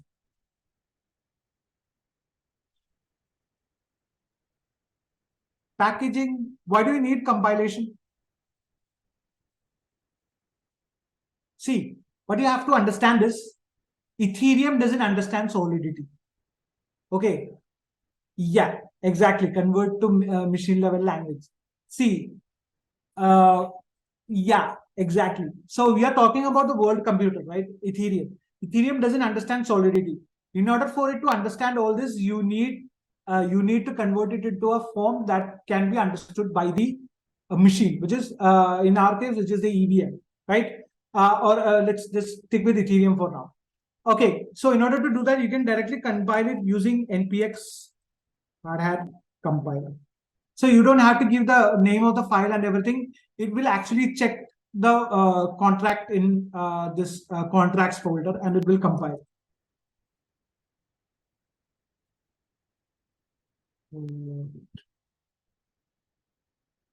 Oh, wait.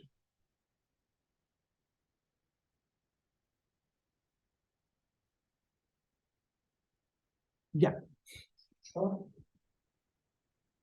Exactly. Compilation, yeah, we'll get to that. right? So once you compile it, you just have to use the hardhat compile command. Okay, and you can see that compile one solidity file successfully, meaning there is no error here. Okay, everything is okay. And once you compile, you get these artifacts. You get two new folders, cache, which is the cache, and you have this thing called the artifacts. And within this, you have the contracts folder, and you have this hello world.json, which contains a lot of things about this contract. Okay, these two are really important. We'll talk about that in a bit. There is something called the ABI. Okay, these are just information about the contract, the source contract name and everything. This is really important. We'll get to this in a bit, but you have this thing called ABI. Okay, just think of it like a map for now, but I will explain it in a bit. Okay, you have this whole list of thing called ABI. And as somebody already mentioned, we also have the bytecode. So this is what the machine will understand. Okay, this is, you have the bytecode and everything.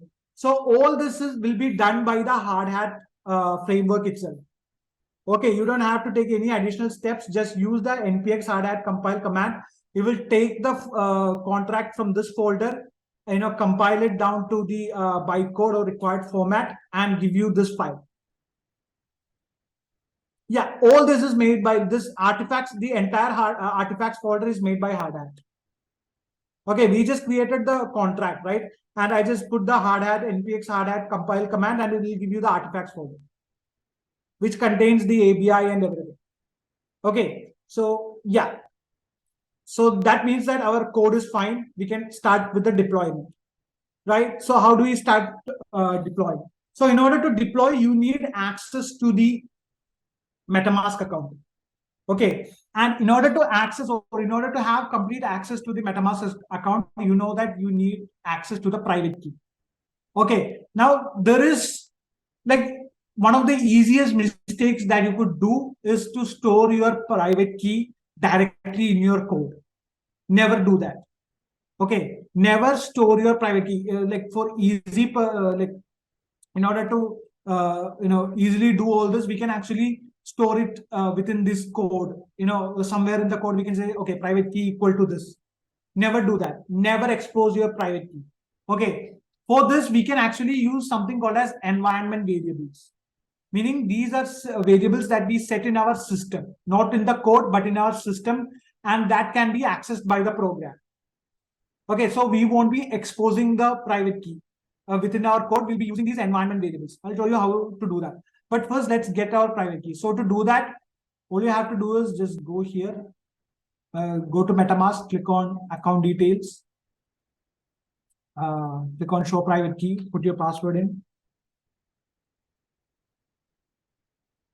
See, and hold this tight, and there you go.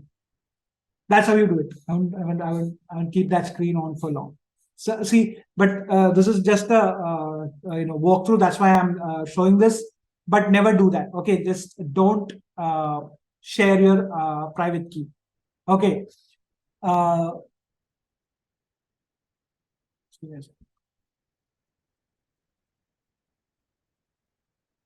Okay. Right. And once you have the private key, what you have to do is you have to store it as an environment variable.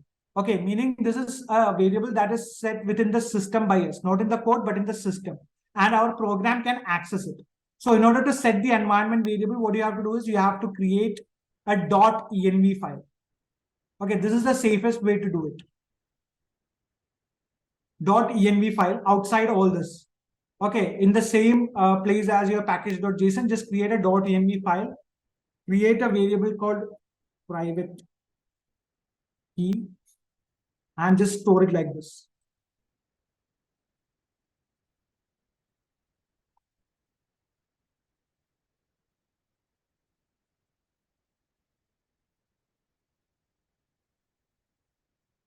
See, I'm just showing all that because I don't have much tokens there.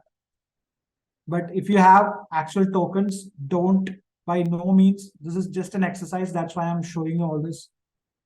By no means share your private key. Okay. Yeah. So just store it like this within your env file. Yeah, you can this entire thing is here. Okay, we'll show you how to do all this. And in order to access that env file, you need another additional package called .env. Okay, so just copy this and install it.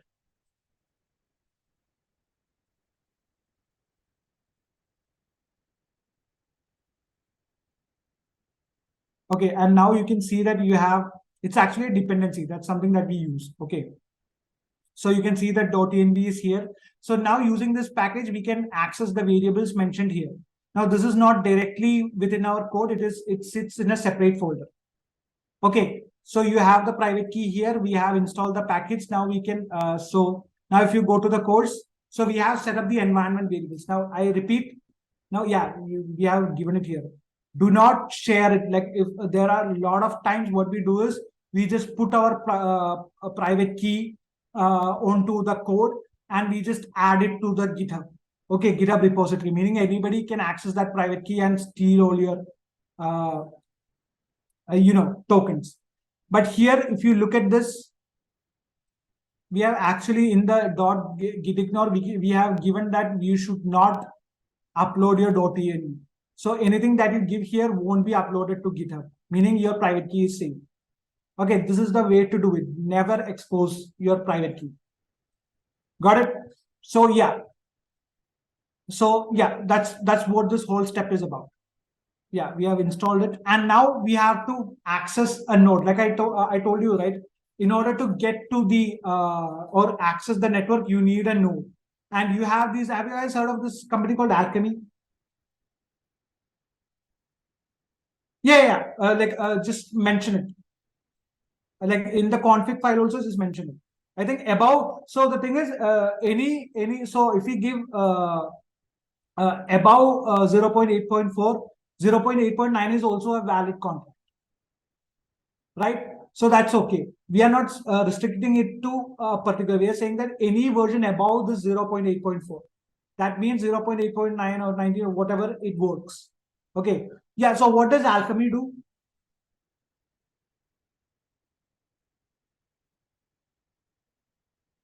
You guys have heard of it, right? So what does Alchemy do? Provide clients. See, they are what we call free. Yeah, that's one of the things. Free provide API. Okay. See, yeah. So you can say that Alchemy, yeah, is sort of like the AWS for Web3. Or companies like Alchemy, like there is Alchemy, QuickNote, ChainStack. There are a lot of such companies. Okay. They are sort of like the AWS for Web3, sort of, not in the correct terms. They help you set up the nodes and everything that is required for you to connect with the network. Okay, you can log into the, I'll show you how to do it from step one.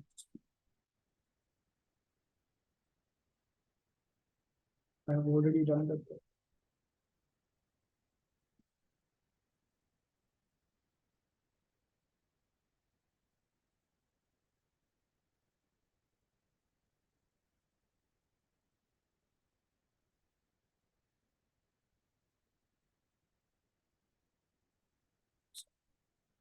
So these companies, they are sort of like the AWS.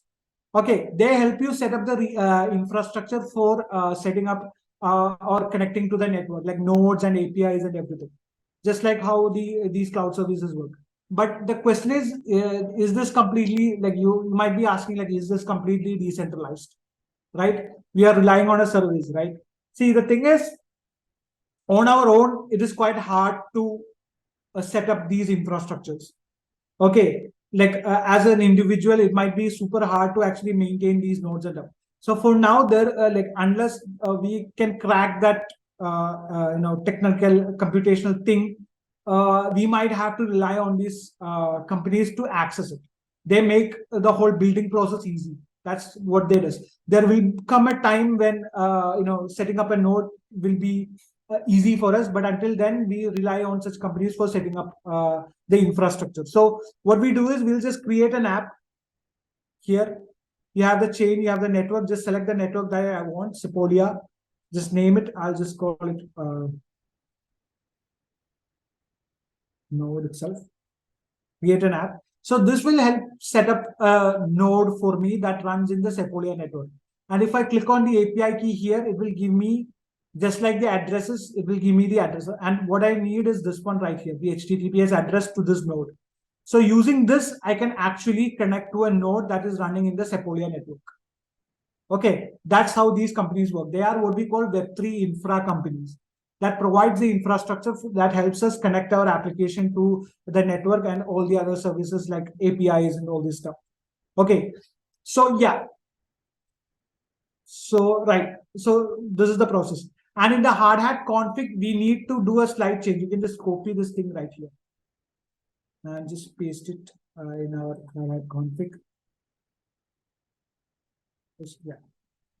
So we are just adding a couple of additional configs. Okay. We are just adding the .env package so that we can access that private key and this process.env. So this is something that comes with Node.js itself. It allows you to access those environment variables.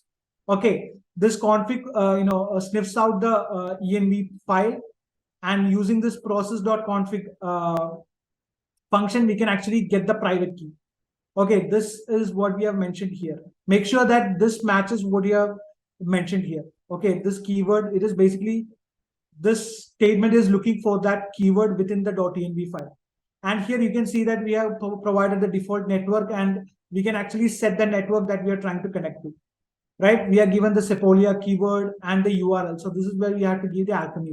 Just do that once again. The HTTP is one of them.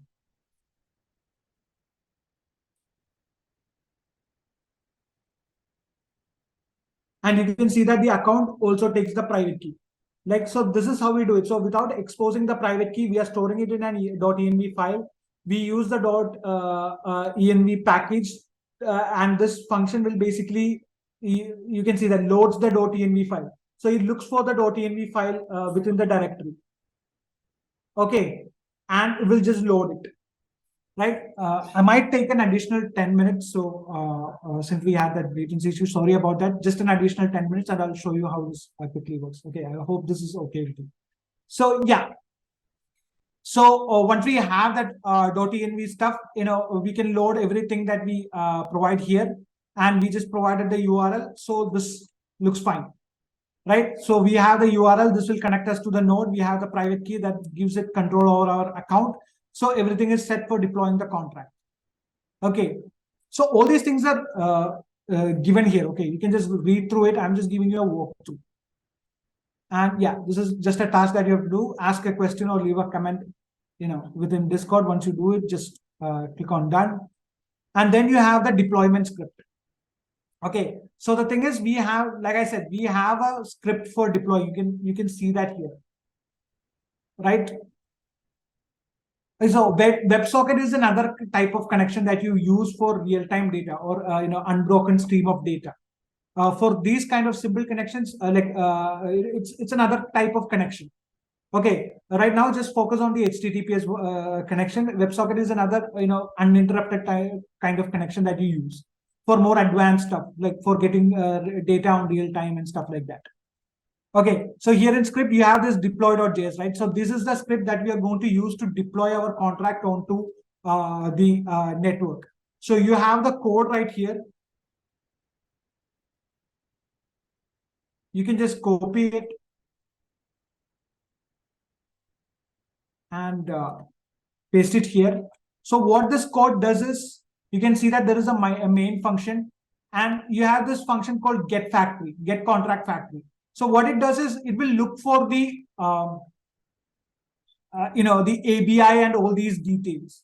Okay, and you can see that in the deploy script, we are giving the hello world. So it will look for this hello world.json file and fetch all these details, these ABIs and stuff. So in order to interact with the contract, you need these ABI and the bytecode. Okay, so the thing is, just yeah. So this, like when you're like when you're publishing the contract, you actually send the bytecode to the Ethereum network. Okay, so you have everything. Once you compile it, you get all these things in these nice JSON files. Okay, and within this, using this get factory, we are just getting all those details to this variable, right? And we are using a function called deploy to actually deploy that contract. Okay, we have the details, we have every detail that we need from this. Like once we compile it, we get all these details, we take it to this variable and we use a function called deploy. And within this deploy, we have given a string. So where does this go? Yeah, we should, like within hardhat, yeah, you need to know basic JS. Yes, for deploying, yes. So any idea on where this string goes? We are deploying a contract and we are giving a hello world string. Any idea on where this string will be stored? Yeah, so that TS is because maybe during the initialization of the hardhat process, you chose a TypeScript project rather than a JavaScript project. You can just cross-check it with the course in the platform. Okay, so the question is, any idea on where this string will go? We are deploying a contract and we are providing a string. Yeah, within the hello world contract, where does this go? See, this is what goes to our constructor function. Okay, we are deploying the contract and we are saying we are providing a string, and that string will be passed to our constructor function and will be set as our initial message. Okay, do you guys understand? That's what I said. Like this constructor is called upon the contract deployment automatically. And since our constructor has a parameter, we need to provide that data. That is what is happening here. Okay. And so this is a transaction. Like deploying a contract is also a transaction. We are also putting the data there, right? So the thing is, in order to identify that transaction, it will have something called as a transaction hash. You can actually display it.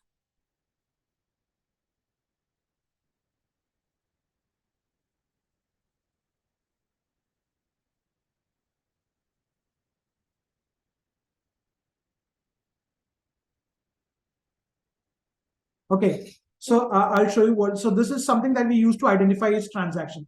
And here what we are doing is we are waiting for the confirmation, meaning we are waiting for that transaction to be part of a block. And once we have that, we will get something called as the contract address. Okay, we'll just run this first and I'll show you. So we have everything set within the hardhat config file. We have the node address and everything set, the private key and everything. Now using all this, and our account has tokens and all these things. So now what we can do is we can deploy this contract. Okay. Yeah, this compile, we already did the compile. So we can just use this command. We are running the scripts file and the network that we are using is Sepolia. Since we have already given the default network, we don't need to specify it here, but this is just good practice. Since we are starting out, this is just good practice. So we can just copy this command and paste it here. We'll just wait a bit. Oh, okay, okay. There is an issue with the, we'll just give it. Yeah, it was a version error. Yeah, you can see that the run command also compiles the contract. Okay, and you can see that it is deploying the contract, it is providing the transaction hash. So, and once it provides the transaction hash, you guys can see this, right? What we are doing is we are just putting our contract onto the Sepolia network. It will take some time, like, it is a network. So just like our real world, yeah. And you can see that this contract address is created, meaning our contract has been successfully deployed. You can take this transaction hash, go to either scan.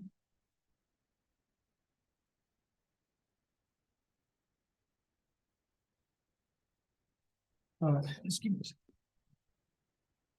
Please do bear with me, okay? It's like, I know that I'm taking an additional 10-15 minutes, but sorry about that.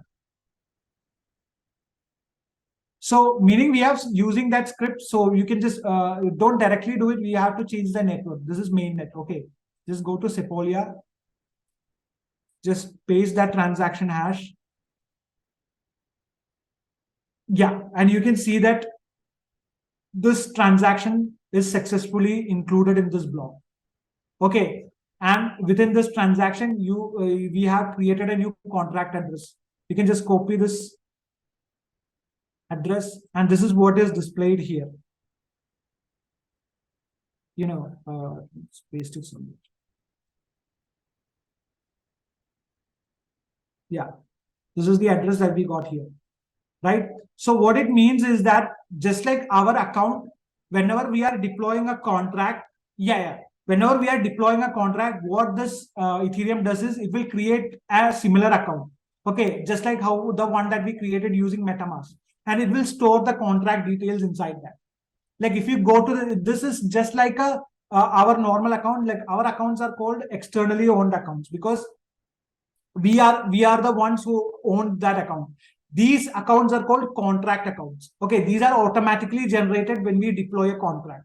You can just click on this address and it will take you to that contract account. You can see that there is a keyword contract, all these transactions, and there will be this keyword called contract. If you go there, this is the contract. This is our contract. Okay, this is the bytecode. This is how the contract is stored. Okay, so just like the account that we create using MetaMask, whenever we deploy a contract, Ethereum automatically creates something called as a contract address, within which it will store the contract. So whenever we are interacting with the contract, we are actually sending all the data to this address or calling these functions using this address. Okay, it's just like, how, the post office, like you're sending those letters to that post office, and from there it will do all the necessary stuff, right? So whenever we deploy a contract within Ethereum, it will create an account for that contract. It is called a contract address. Sorry, a contract account.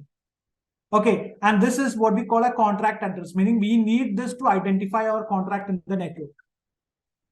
So we have two types of accounts in Ethereum. The one that we built using MetaMask, those accounts are called externally owned accounts. We'll be providing all these resources. Okay, it's all here. Okay, the contract address and everything. And so this contract address is what Ethereum does to store these contracts. It creates these special accounts to store the contract details. You can just paste that in the Etherscan Explorer, and you can actually see this. Okay, you can just copy this. Like I've just like we get this as output. Like you can just copy this and show it there. You can see that, and if you click on this contract bar, you can actually see the contract there. This is what our contract looks like, or we are just compiled it, and this is basically the bytecode. Okay, something that machines understand. So we have successfully deployed it. Now, how do you interact with it? Okay, so this is the deployment script. Now we need to interact with it. Now, if you go to the course, you can see that all these things. Yeah, we can even store our contract address in our .env file. It's okay to share your contract address, but it is it's a neat, it's a neat programming manner to just store these kind of variables within a single folder, so that like if you store it somewhere around the code, if you want to change it, you will have to go through the entire code, right? But now you know where this contract address and everything is, so you can just copy it from there and just store it there so that it is easy for you to access, right? So yeah, we have deployed it. We have successfully deployed the contract. So that's what this part of the course helps. Now, how to interact with it? So it is quite similar, right? For interacting, you have another script. Like we'll just create another script in the scripts file called impera.js,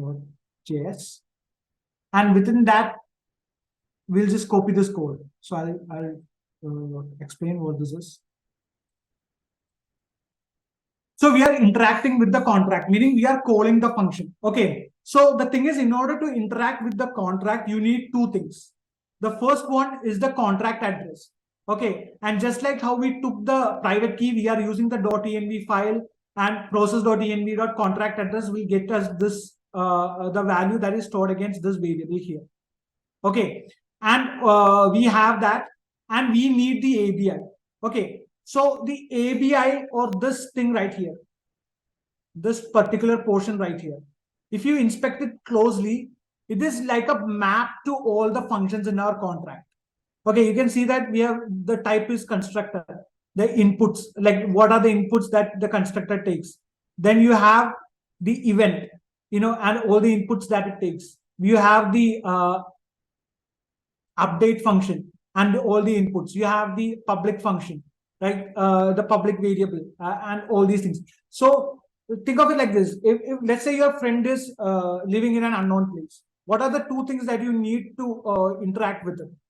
You need the address of that person, and you need something like a Google map to actually get to that location, right? So similarly, in order to connect to a contract, you need the contract address that will help you spot your contract in the Ethereum ledger, and you need the ABI that is sort of like a map to all the functions. Okay, this ABI tells you that, okay, these are all the functions, these are all the inputs that these function takes, and these are all the type of inputs that we need. Do you guys understand? So you need these ABI and the contract address to interact with the contract. Exactly. So ABI is sort of like a Google map, but it talks all about the functions. Okay, a function within the contract, it will give you a detailed analysis of all these functions. Like you can just go through this, and it is basically talking about the outputs that we are giving, the name of the function. Is it payable? That's a bit advanced, but what is the type of this thing?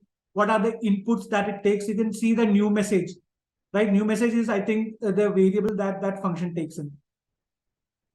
Yeah. So all these details, right? So the ABI is sort of like a map that tells you what are all the functions, are what all these details. And the contract address is the place where you have to look for it, for that contract. Okay, just like how you spot a friend in an unknown city. You get his address and you get Google Map, right? So that's how it works. And once you have all that, so in the interact.js, we are using that and we are attaching it. Like we get using this get contract factory, we get all these details. So you have the ABI within this, right? And we are attaching the contract address. So you have the map and you have the address, right? Using the get factory, you get all these ABIs and all the details of this Hello World contract from the Hello World, yeah, contract from this .json file that is created while we compile it, and you attach the address. So we have the two things that is required. Now what we are doing is we are reading the message. So we already talked that this message is public, meaning it can be accessed by anybody, right? So within this interact, yeah, it's actually accessing, like this get factory is accessing the .json file. Okay, this .sol is compiled and we get the whole compiled details or the artifacts within this file. So now we just have to access this file, .json file. Okay. So yeah. So since it's public, we can just directly access this message. Now let me ask you a question. So we are accessing the message, right, from the blockchain. Do we need gas for this? We are reading something from the what this is doing is it is actually reading the message that is stored in that variable, right? So the question is, do you need gas to actually read stuff from the blockchain?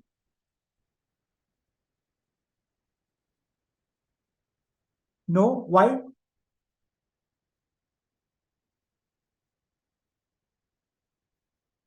See, the thing is, during reading you are not doing any kind of computation, right? Exactly. So in order to modify the ledger, that's when you use those computation, right? In order to write something or update something, that's when you actually use computation. Reading doesn't require anything, right? Any kind of computational resources. You're just getting that data. That's why we don't need. So in order to read the data in the message variable, we don't need gas. Okay, so we are reading the message. Then this part requires gas. You can see that updating the current message. We are adding this keyword to that message. Exactly. We only use gas when we write or update the data. Okay, not while reading it. Reading is absolutely free. Okay, you don't need gas for it. You can read all the details. That's why these Etherscan and everything is free, right? You can get all the transaction details and everything. Like, it's fetching all these things. So just like that, even within the smart contracts, reading data is absolutely free because it is not using any computation. Writing or changing the state requires computation. That's why we need that gas. Got it? It requires effort to write, right? Just think of it. Reading requires no effort. Writing requires computational effort. That's why it needs gas. So this, we are reading the first initial message. We are updating it with new message. Then we are reading it again to see if it is working. Okay, let's just run this. So this runs exactly like how we.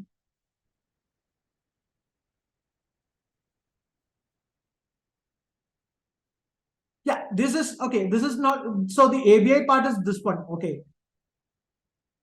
only this part. These are additional stuff that is provided that we will talk about in more advanced concepts like classes.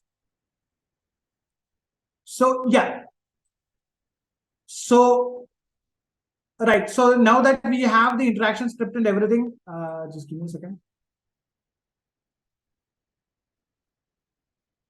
We can yeah. So we have a line by line breakdown here in the course. Okay, I just give a rundown, but we have a more line by line breakdown in the course. Do go through it and you'll understand. Like, we are given everything here. Okay, so at the end, I'm just copying this code which runs the interaction script, and let me just run it here.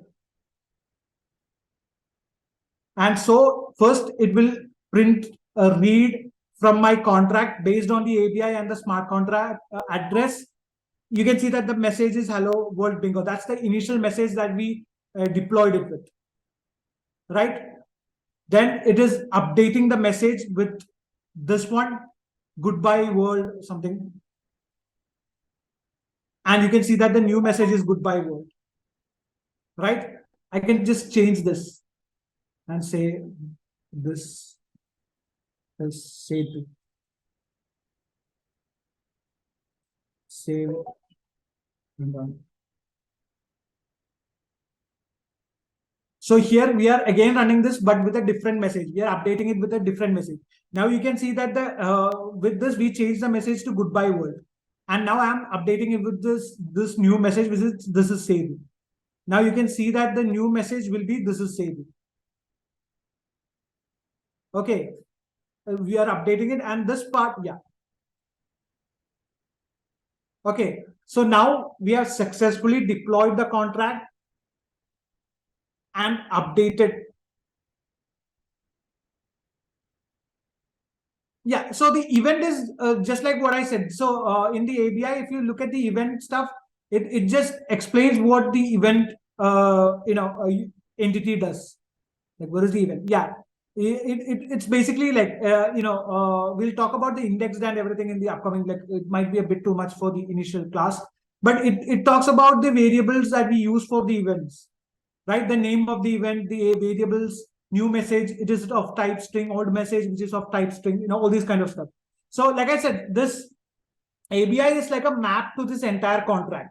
It will just break down the contract. It will tell you what is there, the functions, the events, and everything, what it uses and everything. So it's just like a Google map for the contract, which gives you what all the function takes, what are the outputs, what are the variables that it uses, and everything. Okay, I just explained the functions because that's what we are interacting with. But it gives you the whole idea of what that contract is, what are the kind of stuff it has. Okay, so yeah, I think we have successfully done this. Now, if you go to this Etherscan, we'll just take the contract address, go to Etherscan.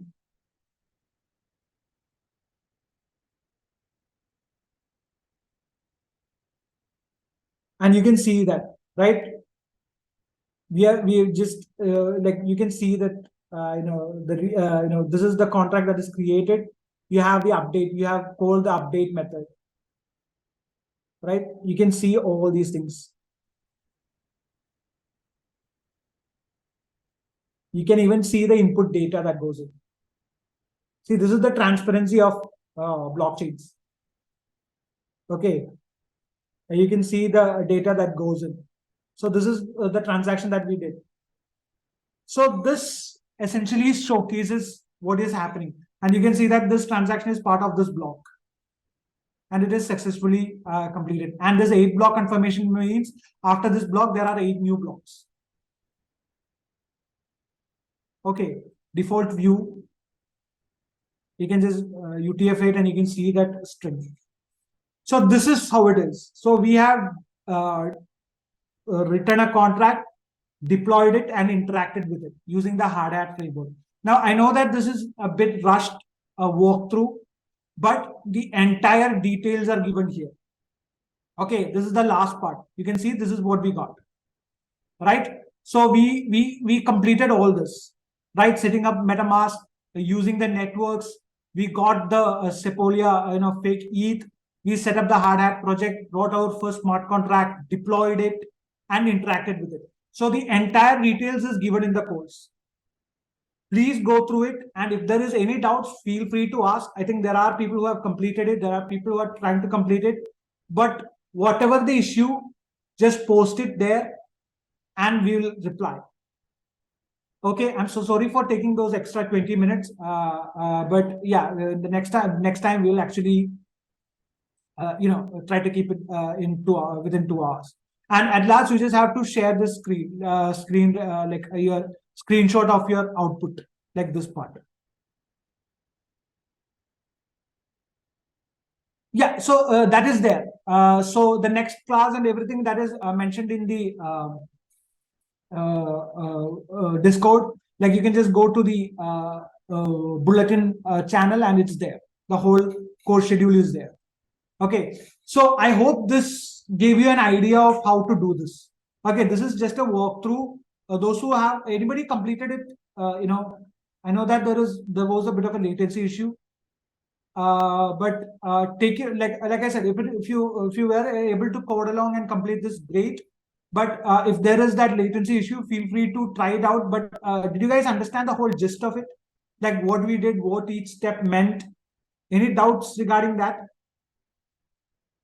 Like we will be sharing all these, like the course is available in our platform. We'll be sharing additional resources. Okay. So any questions or doubts regarding the course? What each step means? Anything? Okay. Okay. All right. Yeah. So in the interact, this line, right? Here, so this line is basically taking the value from this keyword. Sorry, not this keyword, this variable. You have this message here, right? So this is public, meaning that this can be accessed by anybody. Okay, so you are just taking, so using this dot message, using this thing, we are connecting our ABI and contract address here, and using this, you directly get access to that variable. Okay, so since it is publicly available, since this variable is publicly accessible, you don't have to write a separate function. Okay, you don't have to write a separate function for message. You can directly use this message variable name to access that. Okay, but if it was a private or something, you might have to write a function, a separate function, which we'll talk about in the upcoming classes. So is the whole thing clear? So this, we are accessing this using this interact.js. So this gives us our first message, and then we are updating this. Yeah, so this constructor function is basically for setting the first value for this message variable. Okay, while deploying the contract, we have to set a default value, right? That's why we use the constructor function for setting the default value. That's what happens in the deploy.js here. This value is sent to the constructor function. Got it? And then we update it using the update function.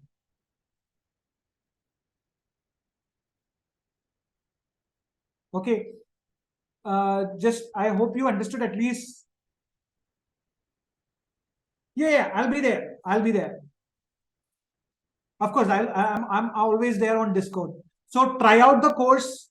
Like I said, this is just a 2-hour walkthrough, but the entire course with entire great explanation is there. Feel free to try this out. If you have any doubts, just reach out to us on Discord. We'll be there, or the team will be there. So I think we can wind up. If you have any questions, do ask. Okay, and try to complete this course and show off your NFTs in the chat. Got it? Okay, thank you. And sorry for the additional 20, I think almost half an hour. Right? So sorry about this. Next time we'll try to keep it more concise. All right. So thank you, guys. Thank you so much. Thank you, sir. I think we can. It's not a PPT. The entire class is there on our platform. Yeah, the timing is shared. It's on November 19th. Okay, same time, like 8 p.m. IST. All right. Thank you, guys. Have a good night. Have a good day.